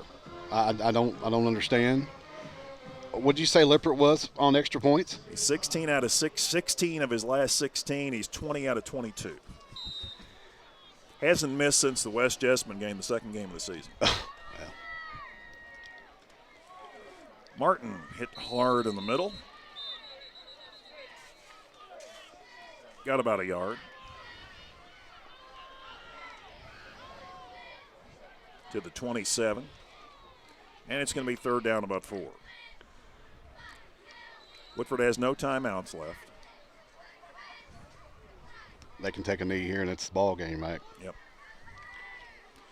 Again, digging a hole that's too big to overcome. It happened again tonight. And it happened by way of Woodford County making mistakes. 2 block punts and a fumble, all turned into 21 points early. I don't think they were blocked, man. I think they were just muffed. You don't think so? No, they didn't block them. We just muffed them. Sure got close enough to block them. I thought the first one was definitely blocked. No, sir. He muffed both of those. You can't give a team short field like that, especially like Anderson County. You can't give them a short field like that. All right, so the final score is Anderson County 35, Woodford County 26. The Jackets down 28-0. Came back and they made it a ball game. And made it and a ball game. And that's what you're going to, if you're Coach Johnson, that's what you're going to have to take and build on. This is your first district game. You can't drop your heads. Hopefully come back next week against Madison Southern, and you can't keep falling behind like that, Mac. You can't keep playing behind like that. It's happened so often this year. It's happened so often. They've always made a game out of it, except for the Madison Central game. They've always made a game out of it but come up short. So the Jackets dropped to 3-4 overall and 0-1 in the district. Anderson County stops a 3-game losing streak, their longest since 2005, and the longest in Mark Peach's tenure at Anderson County. Or since his first year, actually, his first team was only 1-9 at Anderson County. They're not big, they are fast, but they are fundamental. Yep. And we had them on the ropes at times tonight. I mean, you go back to that extra point where we went for 2. You get that. Your team might have had some confidence, but then your team's looking up there and they know they're down 9, and it kind of sucks the energy out of you, Mac. Mm-hmm. When you know that the next score can't tie the game, it's deflating. Yeah. Hey, is Lippert hurt? I mean, there's got to be a reason why we started going for 2. I don't. No. No. He's fine. He was kicking pregame warm-ups. I don't know, Mike. Well, let's go over the scoring tonight as Woodford County falls again to 3-4 on the season. They stopped Anderson County on their opening drive, but when they got the football, they were 3 and out, and what I thought was a blocked punt ended up as a 14-yard punt. Yeah, it was. Okay, I'll take your word for it. Yes, sir. And then they were able to convert that into a 35-yard pass to Ryan Martin from Gunnar Gillis to make it 7-0 with the extra point. Woodford forced a punt again on the next series. It was a -5 punt. And it was a muff. And Anderson got the ball at the Woodford 30. They scored in 6 plays on Peters' touchdown run from 10 yards out. Right there, Mac, you've given them 2 touchdowns with short fields. Now, the wind was blowing, okay, and he was trying to get his, with kick and punt. But when the wind's blowing like that, you got to basically just rugby style that kick down the field. Right. And then on the next series after the kickoff, Thurman on play number 3 dropped the ball in the backfield. Bostic for Anderson County recovered it at the Woodford County 5. 2 plays later, Martin goes in from 1 yard out, and we're still in the first quarter. It's 21-0. Okay, you've got the stats coming up. So it was 21-0 heading into late in the second quarter. Actually, 5:33 still left in the second quarter. It was John Paul Garman, catching a 62-yard touchdown pass from Gillis. Simmons' extra point made it 28-0. And then just before halftime, on the very last play of the first half, Trey Thurman does an unbelievable run of 48 yards, stretching to the goal line with time gone, and he made it 28-6 at the half. Woodford County cut the lead to 28-12 in the third quarter with 3:34 to go on a Johnson 32-yard touchdown run. The extra point failed on the pass attempt, and it was 28-12. Anderson countered with a touchdown, a pass to Garman of 12 yards. Simmons' extra point made it 35-12. The Jackets made it 35-20 on a 2-yard run by Burnaby with 9:23 left in the ball game, and then got closer at 35-26 with they got their only conversion on a Winkfield run. Maxton Lippert never tried a kick tonight. No kicks. Depp caught an 85-yard touchdown pass from Trey Thurman with 3:39 to go to cut the lead. We thought to one score. We thought was going to be one score. And then we tried a 2-point conversion and failed. Ended up being down by 9. That's got to take the air out of you as a player. I mean, I don't understand that. I'm looking at some of the stats here, Mac. I'm kind of blown away. We actually had 15 first downs, and they had 12. Total yards, Woodford County 346, Anderson County 257. But one thing I'm looking at that sticks out to me, we had 4 punts, Mac, with a 19-yard average. They lost 2 fumbles and had 2 interceptions, so they turned the ball over 4 times. Yeah, they turned the ball over 4. If you set this stat sheet down without looking at the scoreboard, you think Woodford County won this football game. I would think so, yeah. We outscored them in the second half, 20-6? Right. 20-7? 2 out of 13 on third down conversions, 0 for 6 on fourth down. Yeah, and they were 3 for 9 on third down conversions. If you set this stat sheet down in front of me, and I don't know the score, I say Woodford County won this football game. But obviously they didn't. Again, hopefully Coach Johnson can take this and build. And this team has got to quit falling behind early. You can't play from behind and win football games. So hopefully this week I have a good week of practice when we go down to Madison Southern and take care of business. Let me go back to what I just said. The Dominic Johnson, that was a pass, wasn't it? 32-yard pass from Thurman. I said a run, but let's go back and change that. Yeah, Dominic Johnson, a 32-yard pass from Thurman, which I called a run while ago. I didn't think that was right. We almost have 100 yards more of offense, Mac. Yeah. You think they got these confused? Do you think the stats are backwards here? which tells you, we still don't know what this team can do. Yeah. We still don't know what they're capable of because they dig themselves holes early, and if they don't, and they play these teams, they play the stats without the turnovers. It's a completely different ballgame. It's a weird football team to watch, Matt, because I think we have the makings of a good football team. But for whatever, if they're not coming out focused, or I hate, I got to admit, they got to be prepared. I see them practice. I know how hard they work. But one of the problems I have with my youth teams, Mac, is we come out and we want to see how good they are. And you can't do that. You got to come out and play football and execute what you've been taught to do. And hopefully Coach Johnson figures this things out and we get it turned around. Yeah. Playing from behind, as we played valiantly from behind, as we have done several times this year, but some deficits are just hard to overcome, and we were down 28-0. Yeah, 28-0. That's tough. Yeah. All right, so next week we start the 3-game road journey, and it'll be down at Madison Southern. We'll be on the internet at 7:30 or just before, as the Jackets take on the Eagles, a team that used to be in our district for a few years, and we handled pretty easily, both at home and down there. And we only played them twice, once at home and once away.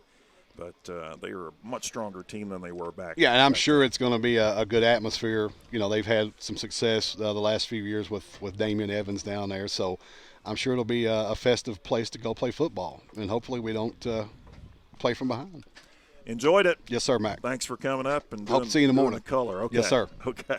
Eric Taylor graciously stepping in to do the second half for us here, as Darren Douglas will be back next week when we go on the road to Madison Southern. Final score here tonight, once again, was Woodford County losing to Anderson County for the 5th straight time by a score of 35-26. See you next week from Berea.